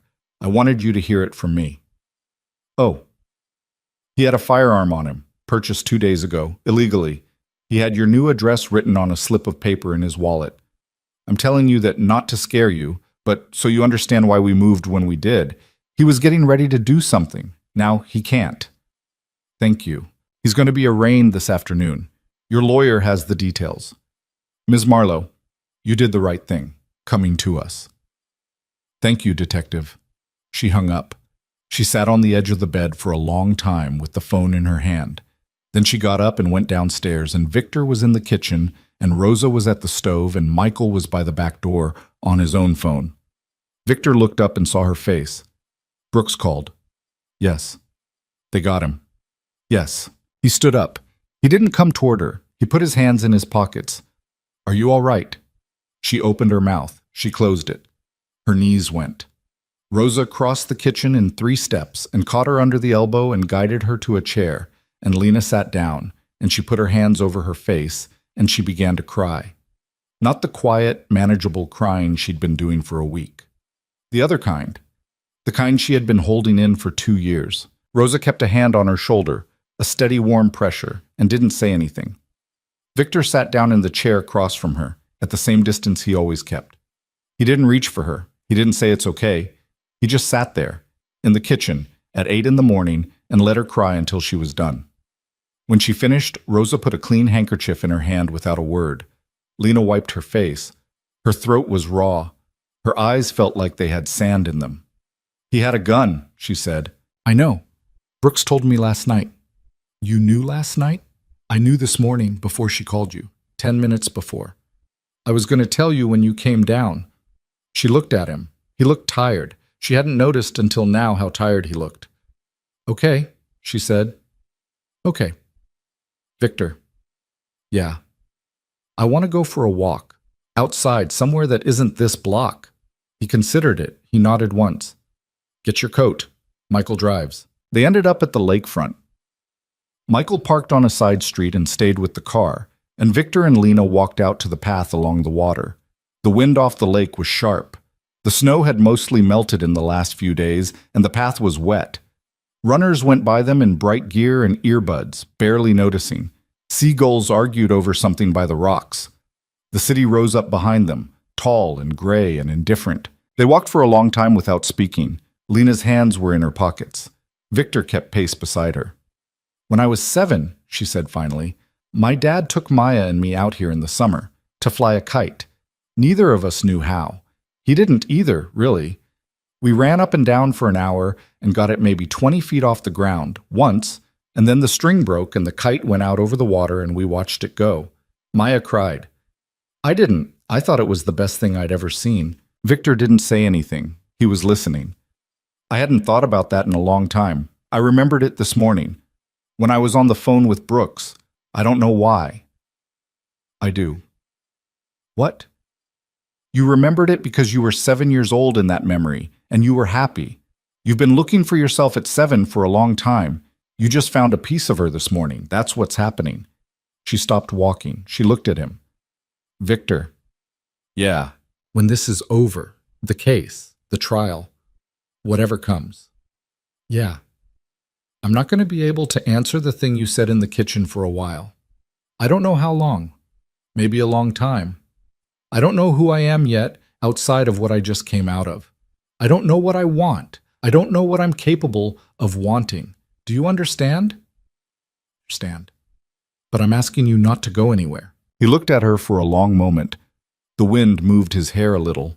A gull cried over the rocks. I'm not going anywhere, he said. I told you that. I'm telling you again. She nodded. She started walking again.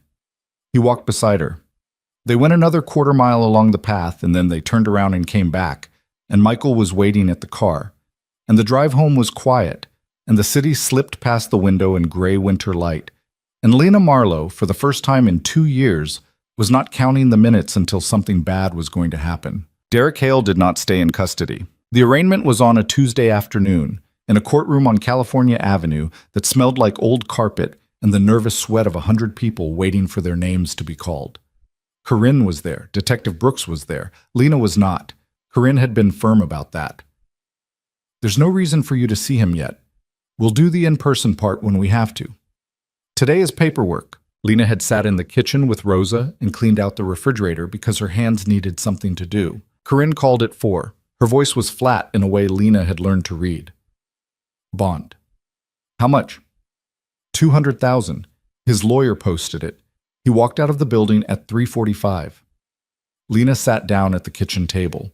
Rosa, at the stove, did not turn around but went very still. The judge set conditions, Corinne said. No contact with you. No contact with your sister. He has to stay in Cook County. He surrendered his passport. He has an ankle monitor. That is not nothing, Lena. He is not free. He is on a very short leash. The trial date is set for February 14th. That's 16 weeks out. He's out. He's out.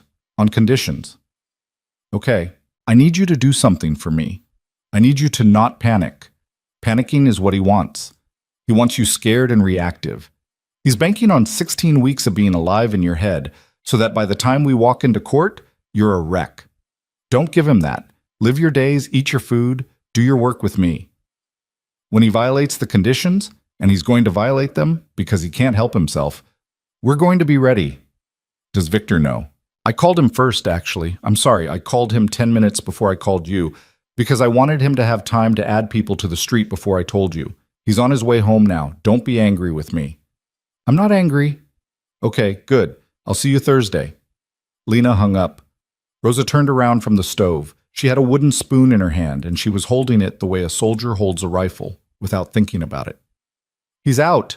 Lena said. I heard, honey. Victor's coming home. Good. Rosa went back to the stove. She stirred something, and she did not look at Lena, and she said, without any particular emphasis, I'm going to be in this kitchen for the rest of the afternoon. You want to sit? You sit. You want to talk? You talk. You want to do nothing? You do nothing. I'm not going anywhere. Lena stayed at the table. Rosa cooked. The afternoon slid past the windows in long blue shadows, and at a little after 5 the front door opened and Victor came into the kitchen still in his coat, and he stopped in the doorway and looked at her. You okay? I don't know. Fair. He shrugged out of his coat. He draped it over the back of a chair. He didn't come closer. He sat down across the table from her at his usual distance, and he put his hands flat on the wood. I've got 4 more people on the house tonight, he said. 2 on the block, 2 at your sister's. He's being watched. His lawyer's being watched. His brother in Naperville, who he sometimes runs to, is being watched. If he moves a block, I'll know. If he comes within 5 miles of you, I'll know before the ankle monitor does. Corinne said 16 weeks. I know. I don't know how to do 16 weeks of this. You do it one day at a time, same way you did the last week. That's a cliché. It's a cliché because it works. She almost smiled. She didn't quite make it. The first 2 weeks were the worst. Every car that passed the house at night made her sit up in bed. She started sleeping in the reading chair because the bed was too big and too soft, and she wanted her back against something. Rosa didn't comment, just started putting a blanket and a pillow on the chair every morning when she made the bed. On the 10th night, Lena heard footsteps on the landing outside her door at 2 in the morning, and her heart did the same thing it had done the first night. And she lay still and listened, and this time she realized, with a strange, slow certainty, that it was Victor. He walked the house at night. He had been doing it the whole time she'd been there. Every night he did a slow patrol, from the front door up to the second floor, past her door to the east window at the end of the hall, back down the other staircase. She'd just never been awake early enough to notice more than once. She did not stop him. She lay in the reading chair under a quilt and listened to his footsteps go past her door, and she knew he was not going to knock, and she wanted him to know, without saying it, that she heard him and that she was grateful. The next morning at breakfast she said, I heard you walking last night. He paused with his coffee halfway to his mouth. I'm sorry. I'll be quieter. No, I don't mind. I just wanted you to know. I heard you. He set his coffee down. He looked at her across the table. Okay. In the 3rd week, the calls started. They came from numbers she didn't recognize, blocked numbers from area codes in other states. She didn't answer any of them. She kept the phone face down on the nightstand. One of them left a voicemail. She didn't listen to it. She forwarded it to Corinne, who listened to it for her, and called her back 10 minutes later and said, in the flattest voice Lena had ever heard her use, I'm filing a motion tomorrow. Don't listen to that voicemail. Ever. What did he say? Lena. What did he say, Corinne? Corinne was quiet for a long second. He said he loves you. He said he's sorry. He said he's sitting in his car outside a church, which he isn't. We traced the number to Schaumburg. He's at his brother's. And he said if you don't call him back, he doesn't know what he's going to do to himself. It's the script. It's the script every one of these men runs. He's running it. You don't engage. That's all you do. You do not engage. Okay? I mean it, Lena. I know. I'm not going to. I just wanted to know. I'm sorry I told you. I'm not. She hung up. She sat on the edge of the reading chair and looked at the floor for a while. Then she got up and went downstairs. Victor was in the study. He was on the phone. When he saw her in the doorway, he said into the phone, I'll call you back, and hung up. He called me. I heard. Corinne called. I didn't pick up. I'm not going to. I needed to say it to somebody out loud. Come in. Sit. She sat. The fire was going. It was always going in that study in the afternoons now. She had come to associate it with being able to breathe. You want a drink? Victor said. No. Okay. Victor. Yeah. Tell me something about you that's not about any of this. He looked at her. What? Anything. Just, I have been living inside this one thing for 2 years, and then I moved into this house. And I've been living inside this other thing for 3 weeks, and I know nothing about you that isn't tied to Derek Hale. Tell me something that isn't. He thought about it. He rubbed the back of his neck. I cook, he said. You cook. Not well, but I like it. My mother taught me. I make a bad carbonara and a decent ossobuco and a lasagna that some people have cried over, though I think that's because of the day they were having and not the lasagna. Your mother taught you. She did. Where is she? Palermo. She moved back when I was 26. She lives 2 blocks from the house she grew up in. She calls me every Sunday at 7 a.m., her time. I have not missed a Sunday call in 9 years. That's the longest running commitment I've ever made to anything. What do you talk about? My nieces, the weather, what I ate that week. She doesn't ask me what I do for work. She hasn't asked me in 30 years. Does she know? She knows enough. She's not naive. She made her peace with my life a long time ago. She prays for me. I let her. It doesn't hurt. Who taught you to read Dostoevsky? A man named Father Calogero, at a school in Bensonhurst in the 80s. He was Sicilian, like my mother's people. He used to make the boys stay after school and read Russian novels, which did not improve our popularity with the other kids. He died a long time ago. I still have the copy of Crime and Punishment he gave me when I was 16. What did he write in it? Victor smiled, faintly, the first real smile she'd seen on him. It made his whole face different. He wrote, "For Victor, who will either be a very great man or a very bad one. Try to be great. I've thought about that a lot over the years." Which did you try for? He looked at the fire. He was quiet for a moment. Some days, he said, I tried for great. Some days I settled for bad. I wouldn't call it a clean record either way. Honest. It's the only way it's worth answering. She looked at him for a long time. The fire popped. Somewhere in the house, Rosa was running a vacuum, the sound of it distant and ordinary. Victor. Yeah. Thanks for telling me something. Anytime. In the 4th week, she started sleeping in the bed again. In the 5th week, Derek violated the conditions. It was a Sunday afternoon in early December. Lena and Maya were in Maya's kitchen in Oak Park, making soup together, and Maya's little boy, Jonah, who was 3, was sitting on the floor with a stack of wooden blocks and an expression of deep political concern. Michael was in the car at the end of the block. Tommy was in the car at the other end of the block. Everything was quiet and warm and smelled like onions and good bread. Lena's phone buzzed on the counter. She looked at it. It was Victor. He never called in the middle of the afternoon. She picked up. Yeah. Where are you? Maya's, you know that? Stay there. Don't leave. Don't go outside. Michael's going to come to the door in about 90 seconds and tell you the same thing I'm telling you now. Are you inside? Victor, you're scaring me. I'm sorry. Yes, I'm trying to. He ran. He cut the ankle monitor 40 minutes ago. The police didn't catch it for 30. He's gone. I'm on my way to you. Michael is going to get you into the basement. You stay down there until I get there. Put your sister down there too. And the baby. Is the baby with you? Yes. Do it now, Lena. Now. She hung up. Maya was watching her face, and whatever Maya saw made her drop the ladle into the soup pot and not notice. What? Maya said. Derek cut his monitor. Oh, God. Get Jonah. We need to go downstairs right now.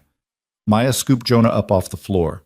Jonah, who had been about to argue for a different juice, took one look at his mother's face and stopped talking. The front door opened. Michael came in without knocking.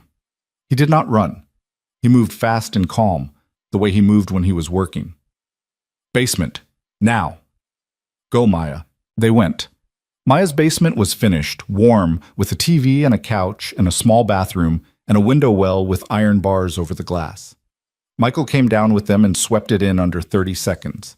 Closets, under the couch, behind the water heater, and then he stood at the bottom of the stairs with his body between them and the door, and he said, Stay on the couch. Don't come up. Don't answer the phone. Don't text anybody. Tommy's at the front door. There's 3 more cars on the way. Victor's 15 minutes out. Just sit. Maya sat down on the couch. She was holding Jonah tight, and Jonah, who was 3 and perceptive and quiet, put his face into her shoulder and did not cry. Lena sat down next to her. Her heart was hammering so hard she thought Maya must be able to hear it. Lena. Yeah. He's not going to get in here. I know. He's not. Michael, tell her. He's not getting in here, ma'am. Lena, look at me. He's not going to get in here. I know, Maya. I hear you. Maya took her hand. They sat there holding hands on the couch while Jonah breathed into his mother's neck, and Michael stood at the bottom of the stairs, and the furnace in the corner clicked on and off and on again. Time did a thing. Later, Lena would not be able to say whether they were down there for 10 minutes or an hour. At some point, she heard cars on the street. More than one. She heard voices upstairs. She heard Tommy's voice, and then another voice she didn't recognize, and then, finally, Victor's. Victor's voice low, speaking to Michael on the stairs. House is clear. Street is clear. 4 cars, 1 on each corner, 2 at the alley. Police ETA 8 minutes. They finally flagged the monitor. His brother's place in Naperville is being watched.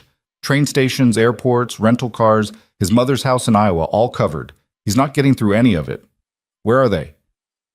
Basement, sitting, doing okay. I'm going down. He came down the stairs. He stopped at the bottom. He looked at the 3 of them on the couch, Maya with her son, Lena with Maya's hand in hers, and he took a breath. Maya, he said, I'm sorry this is happening in your house. Mr. Salvatore. Victor, please. Victor, is he coming here? I don't know yet. If I had to bet, I'd say no. I'd say he's running away, not running toward. He doesn't have money we know of. He doesn't have a car we know of. He cut the monitor at his brother's while the brother was out of the house. My people are at every place he'd go, but I'm not willing to bet your son on that, so we sit down here until we're sure. That's all. Okay. Jonah? Victor's voice went softer. Hey, buddy. My name's Victor. Is it all right if I say hi? Jonah lifted his face off Maya's shoulder. He looked at Victor. Victor stayed where he was, hands at his sides. Hi, Jonah said in a small voice. Hi, that's a good shirt. Is that a dinosaur on it? It's a T-Rex. A T-Rex. That's the best one. Yeah. I like T-Rexes too. Okay. Jonah went back into Maya's shoulder. Victor smiled, the small, real smile, and looked at Maya. He's a great kid. Thank you. We're going to sit here until the police get here and clear the block. Then you're all going to come back to my house for a few days. You, your husband, Jonah, until we have Derek. Is that all right with you? My husband's at work. Dominic's on his way to get him right now. He'll meet us at the house. Okay, thank you, Victor. You don't have to thank me. He looked at Lena. He didn't come closer. He didn't sit down. He leaned against the wall at the bottom of the stairs, and he kept his eyes on her, and he said, without saying it, I'm here. I'm not going anywhere. You're okay. She looked back at him. She didn't say anything either. She didn't have to. Derek did not come to Maya's house. The police picked him up 3 hours later at a Greyhound station on Harrison Street with $600 in cash and a gym bag and a fresh ankle monitor scar and no plan beyond get out. They put him in a cell in a different building this time, and the judge revoked bond in a hearing the next morning that Lena did not attend. And this time Derek did not walk back out. He would not walk out again before the trial. That night, after Maya and her husband Tim and Jonah had been installed in the big guest suite on the 3rd floor of Victor's house, and Rosa had fed them, and Jonah had finally fallen asleep on Tim's chest on the couch in the den, Lena found herself in the kitchen at midnight with the lights off, drinking water from the tap, and looking out the window over the sink at the snow falling on the garden. She heard Victor come in behind her. She didn't turn around. You should sleep, he said. You first. Can't. Me either. He came to stand beside her at the sink, not touching, but close enough that she could feel the warmth coming off him through his shirt. He was still in the clothes he'd been wearing all day, rumpled, tie long gone, sleeves pushed up to his elbows. He looked like a man who had run a long way. He could have gotten to her, Lena said. To Maya. If you hadn't... He didn't. But he could have, Zyke. He didn't. That's what matters tonight. The what-ifs are going to eat you alive if you let them. Don't let them. How do you not? He thought about it. He leaned his hip against the counter. You count the ones you saved, he said. You don't count the ones who got away. You pay for the ones who got away a different way, and you pay for them on your own time. Not when you're looking out a window at the people you kept alive. That sounds like a practice thing. It is a practice thing. Did you have a sister, Victor? He was quiet. Yes. What was her name? Kiara. What was she like? Funny. Smart. Argued with everyone, including me, especially me. She wanted to be a veterinarian. She was 3 years younger than me, and she was the person in the world I loved most, until I was about 25 and she got married, and then she was the person in the world I loved most and couldn't help. She was 23 when we buried her. She would have been 51 in March. I'm sorry. It's a long time ago. Doesn't mean it's not still there. No, it doesn't. They stood in the dark kitchen for a long time. Snow kept falling on the garden. Somewhere upstairs, a door clicked open and shut. Rosa making her rounds, probably, checking on the people in her house. Lena set the glass of water down on the counter. Victor. Yeah. I want to say something, and I want you to just let me say it. And then I want to go to bed. Okay. I don't know what I'm doing. I don't know who I am outside of the last 2 years. I don't know what I'm going to want in 6 months or a year. But I know that tonight, when you came down those stairs, I was so relieved I thought I was going to be sick. I know that when you walk past my door at night, I sleep better. I know that when you tell me something true about yourself, it feels like somebody handing me a glass of water after I didn't know I was thirsty. I'm not saying this to answer the question you asked me in this kitchen 3 weeks ago. I'm not ready to answer it. I'm saying it because it's true. And I don't want to go to bed tonight without having said one true thing to you. He didn't move. His face was in shadow from the window. Okay, he said, very quiet. Okay. Thank you for telling me that. You're welcome. She reached out. She put her hand on his forearm. Only for a second. His skin was warm. She felt the small jump of his pulse under her palm. Then she took her hand back, and she walked past him out of the kitchen, and she went upstairs, and she got into the 4-poster bed, and she slept for 9 hours without waking up. The last stretch, from then to the trial, went faster. Maya and Tim and Jonah went home after 6 days. Derek stayed in custody. Corinne worked. Detective Brooks worked. A prosecutor named Ellison, a short bullet of a man who wore bow ties unironically, took the case and turned out to be exactly the kind of lawyer they needed, patient and methodical, the type who would bury you in paper and win the jury by making them feel like they were on a journey with him. He came to the house twice to prepare Lena for testimony. He asked her the hard questions over and over and over again, from slightly different angles each time, not because he doubted her, but because he wanted her to hear her own voice saying the true things until the true things no longer made her hands shake. Miss Marlowe, what did you do to provoke him? Nothing. Come on, you had to have done something. I didn't do anything. That's not going to be good enough for 12 people, Ms. Marlowe. Try again. What did you do? Nothing. Say it like you mean it. I didn't do anything? Again. I didn't do anything, Mr. Ellison. He hit me because he wanted to. That's it. That's the whole answer. I'm not going to give you a better one because there isn't one. Good. That's the voice. Use that voice on Tuesday. She used that voice on Tuesday. The trial lasted 4 days. Lena testified for 6 hours over 2 of those days. Maya testified.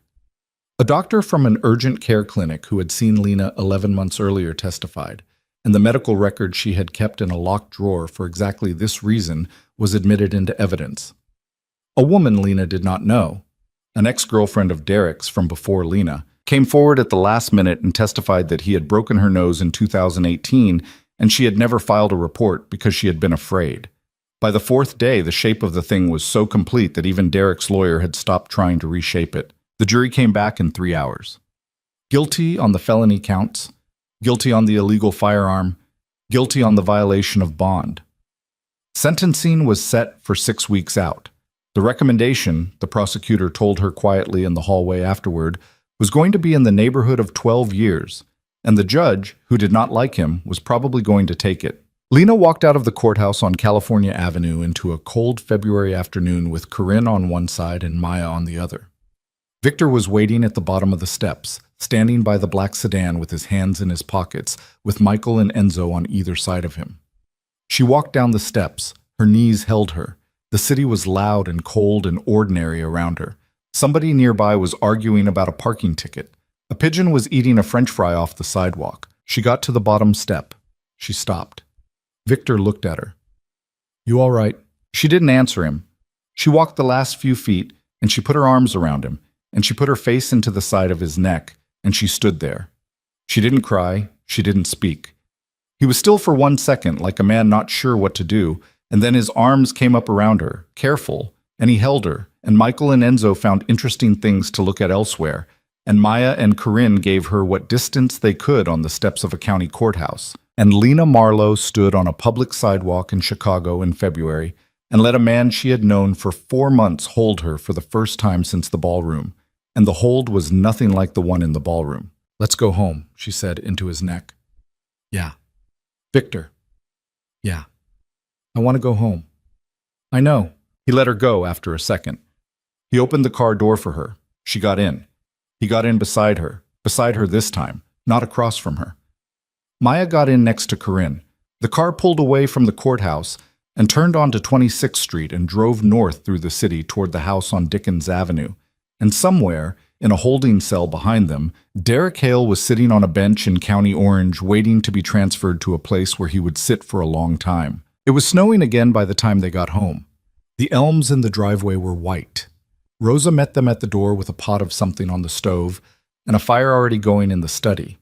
Maya and Corinne came in and didn't stay long, just long enough for coffee and a quiet hug and the kind of goodbye that wasn't really goodbye. It was, "I'll see you tomorrow."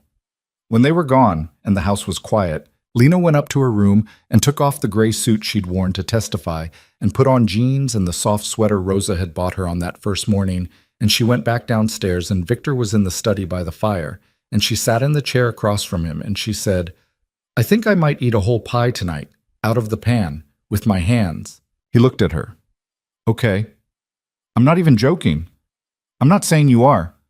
Do you have a pie?" "Rosa has a pie. I guarantee you Rosa has a pie. She's been waiting for today like a woman with a pie." He was right. There was an apple pie cooling on the counter, which Rosa had apparently started at 4 that morning and had said nothing about all day.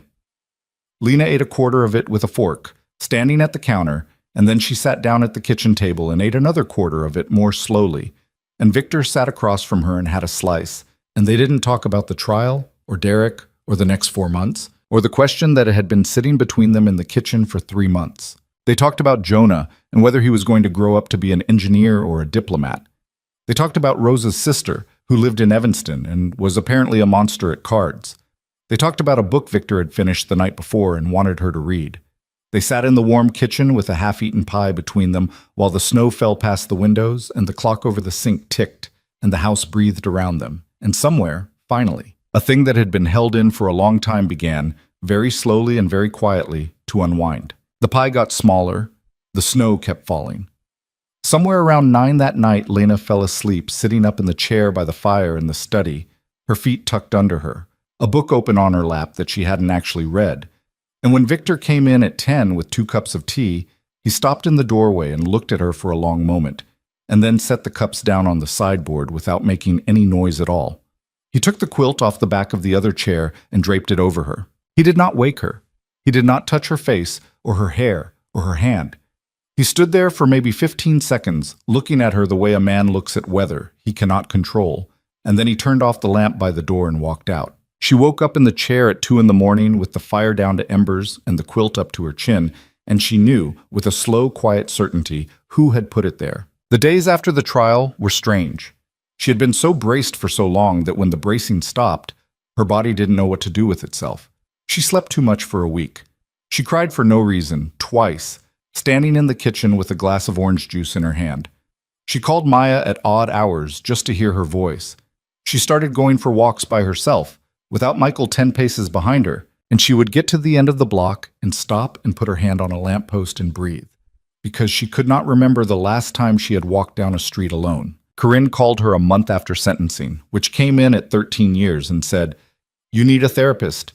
Here's 3 names. I'm not asking." Lena picked the second name, a woman named Dr. Marguerite Hahn, who had an office in a converted brownstone in Bucktown, and who, on their first meeting, looked at Lena across a small, quiet room with 2 chairs and a box of tissues between them, and said, "Before we start, I want to be clear. I'm not going to fix you. You're not broken. You survived something, and now you have to learn how to live as a person who survived something. That's not the same as being repaired. That's just the work. You okay with that?" Yes. Good. Let's begin. Lena went to Dr. Hahn every Tuesday at 11 for 2 years. She did not miss an appointment. In the spring, she got a job. It was small. A friend of Maya's knew a woman who ran a gallery on Damen, a small, serious place that showed emerging artists, and she was looking for someone to help curate a summer show. The pay was not a lot of money. Lena took it anyway. She stood in the gallery on her first morning in a pair of jeans and a white button-up that she had chosen herself. And she walked the rooms and looked at the walls and felt something she had not felt in 3 years, which was the very faint, small beginning of an opinion about what a painting should hang next to. By the end of the week, she was arguing with the owner about lighting. By the end of the month, she had rearranged the back room.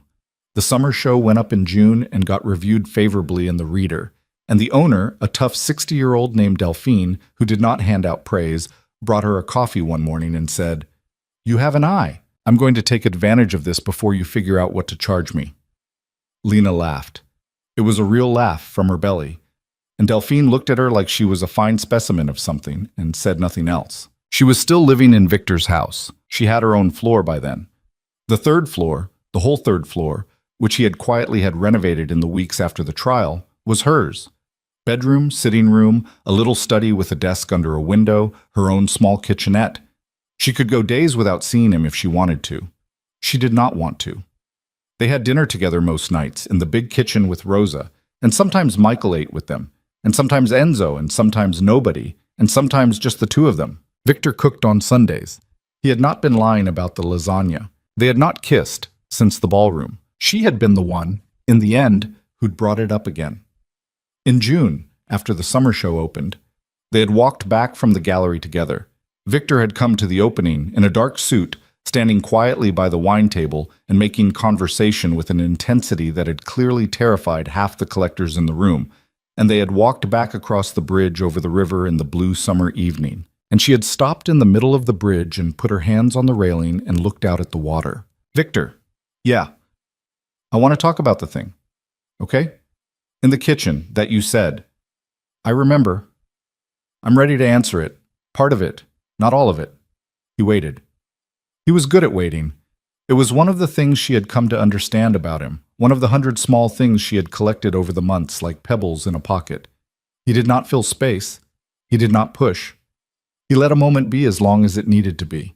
"I'm not ready to be married to anyone," she said. "I don't know when I will be.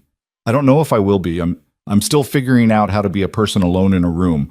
I'm not going to jump from one man to another. I won't do it to you, and I won't do it to me."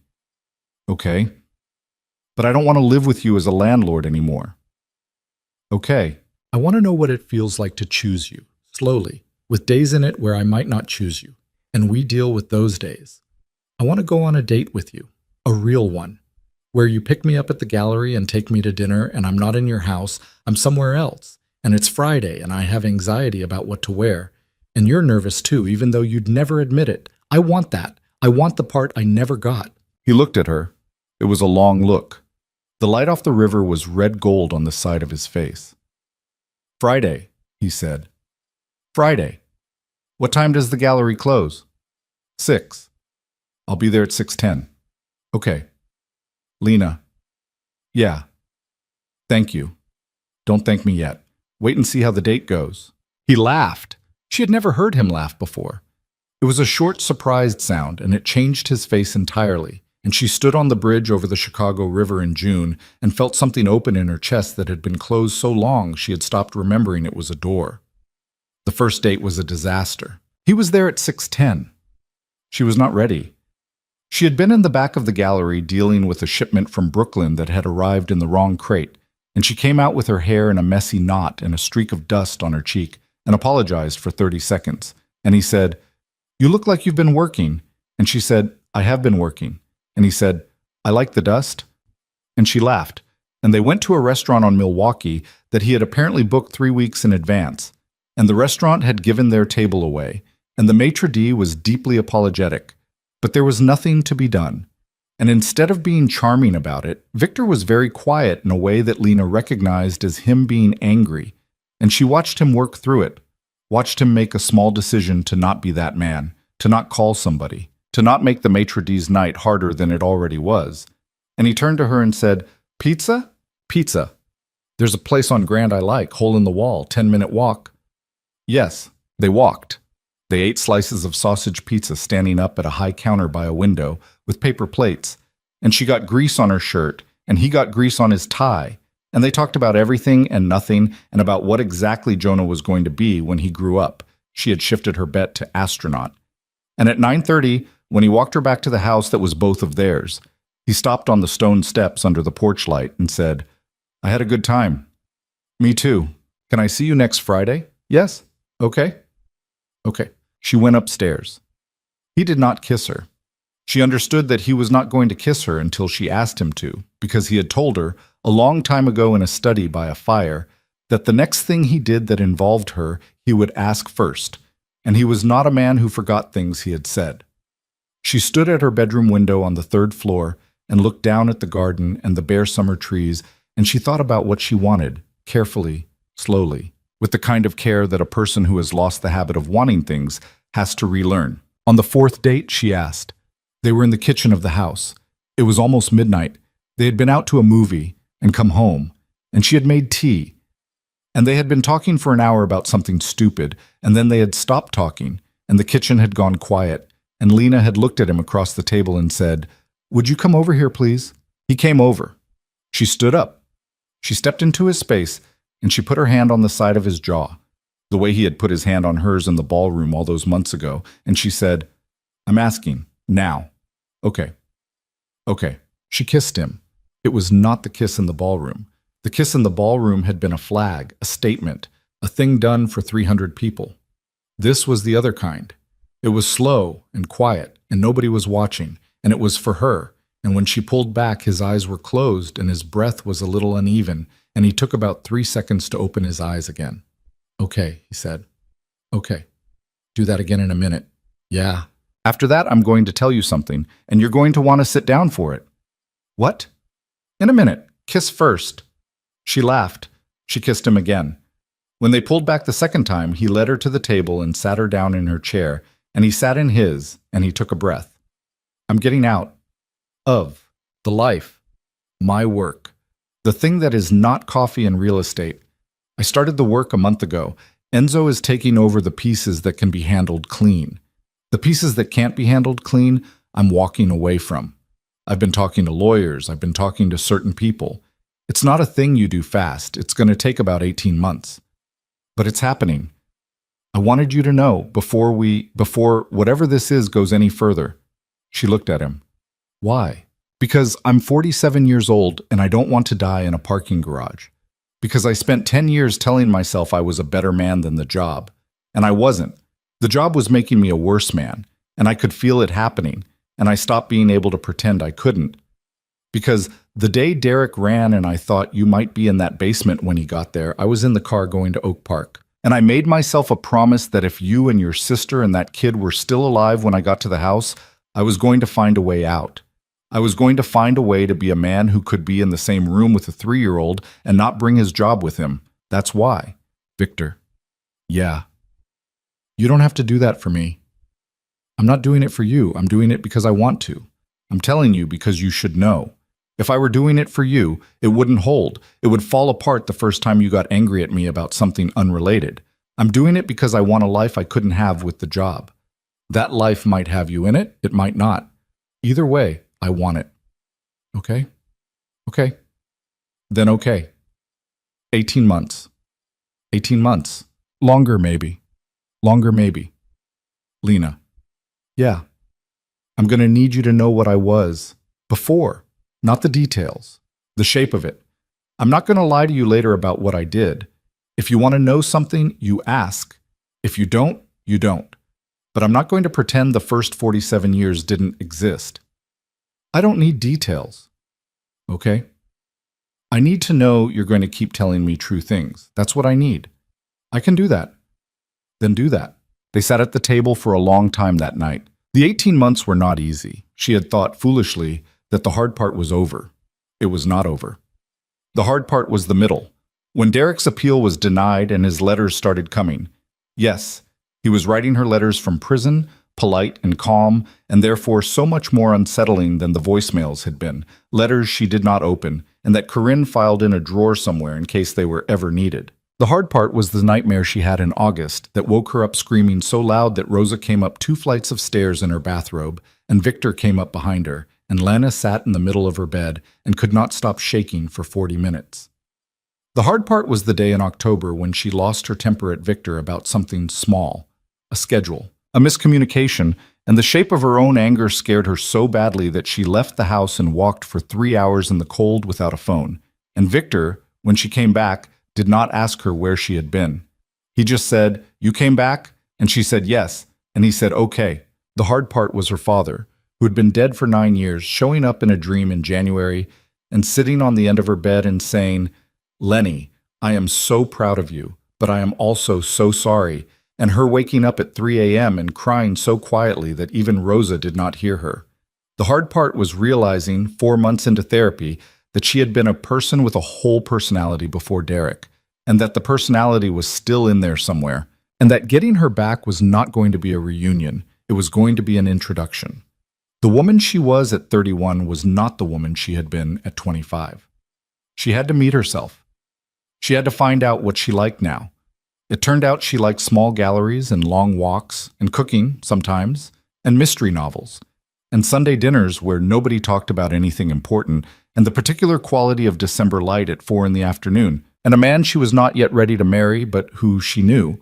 With a certainty she did not bother to examine too closely, she was not going to leave. Victor got out. Slowly, the way he had said. There were days when he came home from meetings looking like he had aged 5 years. There were days when the phone rang at 3 in the morning and he left the house, and she did not ask, and he came back before breakfast, and she did not ask. There was a night in April when he sat in the kitchen with a glass of whiskey and his hands pressed flat against the table and said, "2 men I have known for 30 years are never going to speak to me again, and they are right not to. That is the cost. I am paying it." And she sat with him until the whiskey was gone and did not offer a single word of comfort because she understood that what he needed was somebody to witness the cost, not somebody to tell him it would be all right. Enzo took over. The parts that could be wound down were wound down. A restaurant became just a restaurant. A small finance firm became just a small finance firm. The parts that could not be made clean were handed over to other people, carefully, with conditions, and Victor took losses on some of them that he did not explain. By the second winter after the trial, the name Salvatore still meant something in Chicago, but it meant something different. It meant a quiet man who sat on 2 charitable boards and owned a coffee roaster in Bridgeport, and had, rumor had it, not picked up a certain kind of phone call in over a year. In the spring of that second year, Lena moved into his bedroom. It was not a dramatic thing. She simply walked her toothbrush down from the 3rd floor one Tuesday night and put it in the glass next to his, and he saw it, and he did not say anything except, "Okay," and she said, "Okay," and that was the move. She kept her 3rd floor. She went up there to work and to be alone, and some nights to sleep when she needed to. He never once made her feel like she was not entitled to it. It was hers. It was going to stay hers. She married him in the summer of the 3rd year. It was a small wedding, 22 people, in the back garden of the house on Dickens. Maya was her maid of honor. Jonah, who was 6 by then, walked the rings down the garden path with the serious expression of a diplomat carrying a treaty. Rosa stood at the back and cried the whole time, quietly, into a handkerchief she refused to put away. Corinne came. Delphine from the gallery came, in a hat so large it required its own chair. A judge Lena had never met but whom Victor had known since they were both 19, performed the ceremony. Lena wore a dress that cost less than the shoes she had worn to the peninsula, and she chose it herself. And she looked in the mirror in the 3rd floor bedroom before she came down and thought, "There she is, there's the woman. Welcome back." The vows were short. She had written hers in a notebook at the gallery during a quiet afternoon, and she had revised them 4 times, and in the end she threw away the revised version and read the first one. "Victor, I didn't know you. I spent 20 minutes in a room with you, and my life ended and a new one started, and I didn't know which one I was standing in for a long time. I am standing in this one. I am choosing it. I am not the woman I was the night we met. You are not the man you were.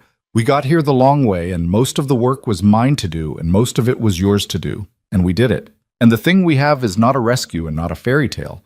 And I don't want it to be either of those things. It's a life. It's the life.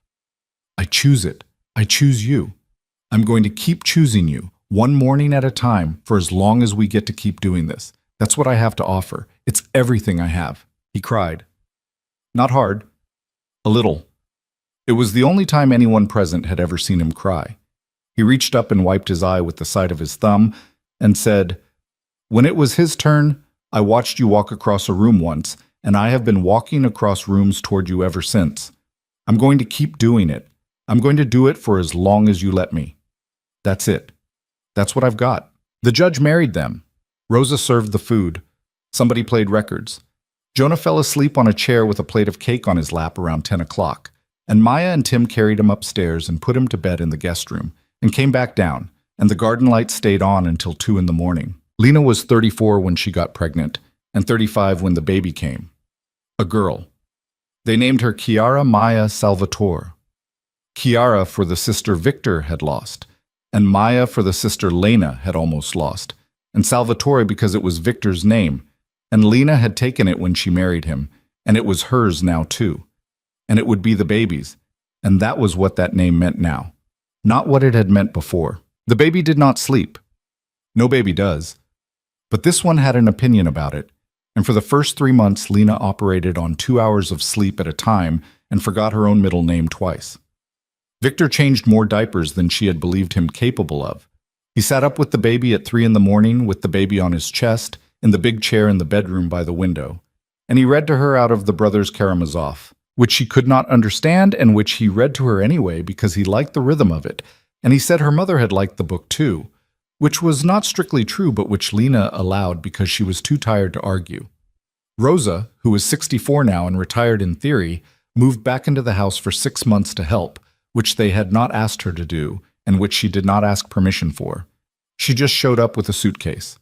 Lena cried when she saw her. Rosa said, "Oh, stop! You're leaking on the baby," and took the baby out of her arms and told her to go sleep. The baby was 8 months old the day Lena realized she was happy. It was not a remarkable day.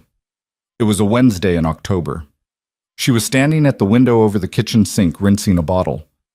The baby was in the high chair behind her, mashing a piece of banana with the focused violence of somebody half her size. Victor was at the table, in reading glasses, going over something on his laptop for the coffee business. The sun was coming in through the window at the angle it did in October, that specific low honey-colored light that meant the year was turning. She was humming something she didn't know the name of. She had a cup of coffee cooling on the counter. Outside, a cardinal landed on the stone bench in the garden and did not fly away. She thought, "I am happy." She thought it with the same detached surprise she might have had noticing that it was raining. A small, quiet observation about the weather of her life. The thought came, and she turned it over, and she waited for the thought to be followed by the other thought, the one that had followed every good feeling for years. The thought that said, "This is going to end. You are going to pay for this. Something is going to happen." The thought did not come. She waited. It still did not come. She turned off the water and stood at the sink with her hands wet and her back to the room, and she let herself feel the thing that was in her chest, and the thing was not fear, and the thing was not dread, and the thing was not the careful small rationing of joy she had been doing for 5 years in case it ran out.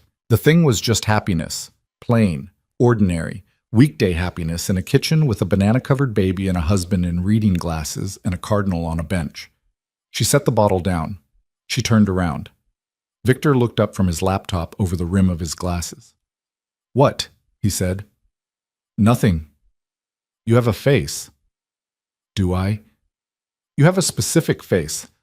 I know this face. I'm okay." "Okay." He went back to his laptop. The baby smacked the high chair. The cardinal on the bench was joined by a second cardinal, a female, and the two of them hopped together and flew off. Lena picked up her coffee. It was cold.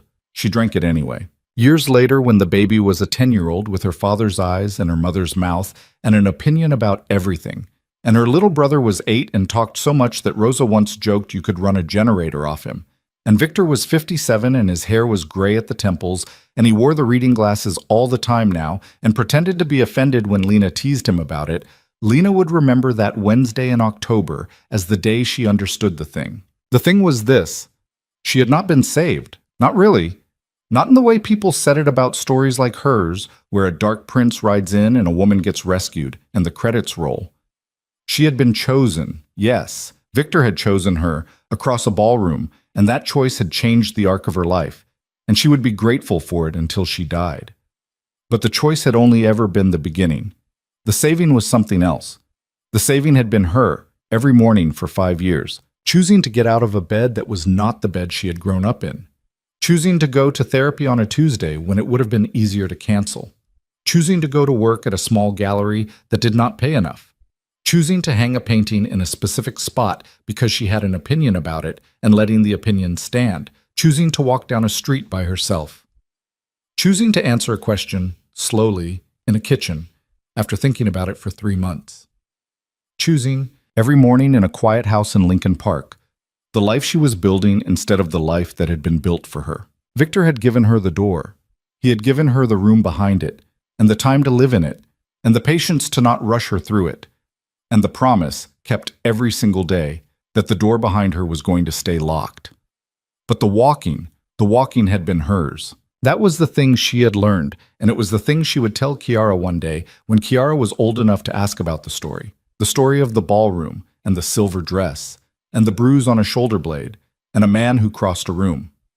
Kiara would ask. She would be the kind of girl who asked. And Lena would sit her down at the kitchen table, and she would tell her the truth, which was that somebody seeing you is not the same as somebody saving you. That the seeing is a gift. That the saving is a job. That the job is yours. And you do not put it down, ever, and you do not hand it to anybody else, no matter how much they love you. You let them help. You let them walk beside you. You let them put a quilt on you when you fall asleep in a chair. But you do the walking yourself, and you choose, every morning, the life you are living. And if you are very lucky, the way Lena had been lucky, you find someone who chooses it with you. That was what she would tell her daughter. On the last night of October, in the 7th year after the gala at the Peninsula, Lena stood at the window of the bedroom on the 2nd floor of the house on Dickens Avenue, and she watched the first snow of the season come down on the garden. The elms were bare. The stone bench was wet.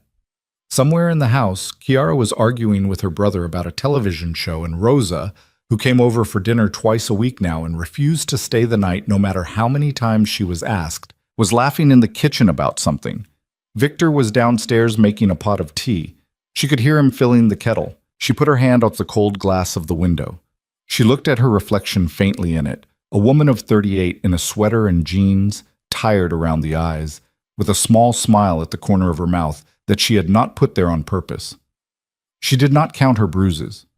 She did not count anything. She was just there, at a window, in a house that was hers, in a life that was hers, watching the snow.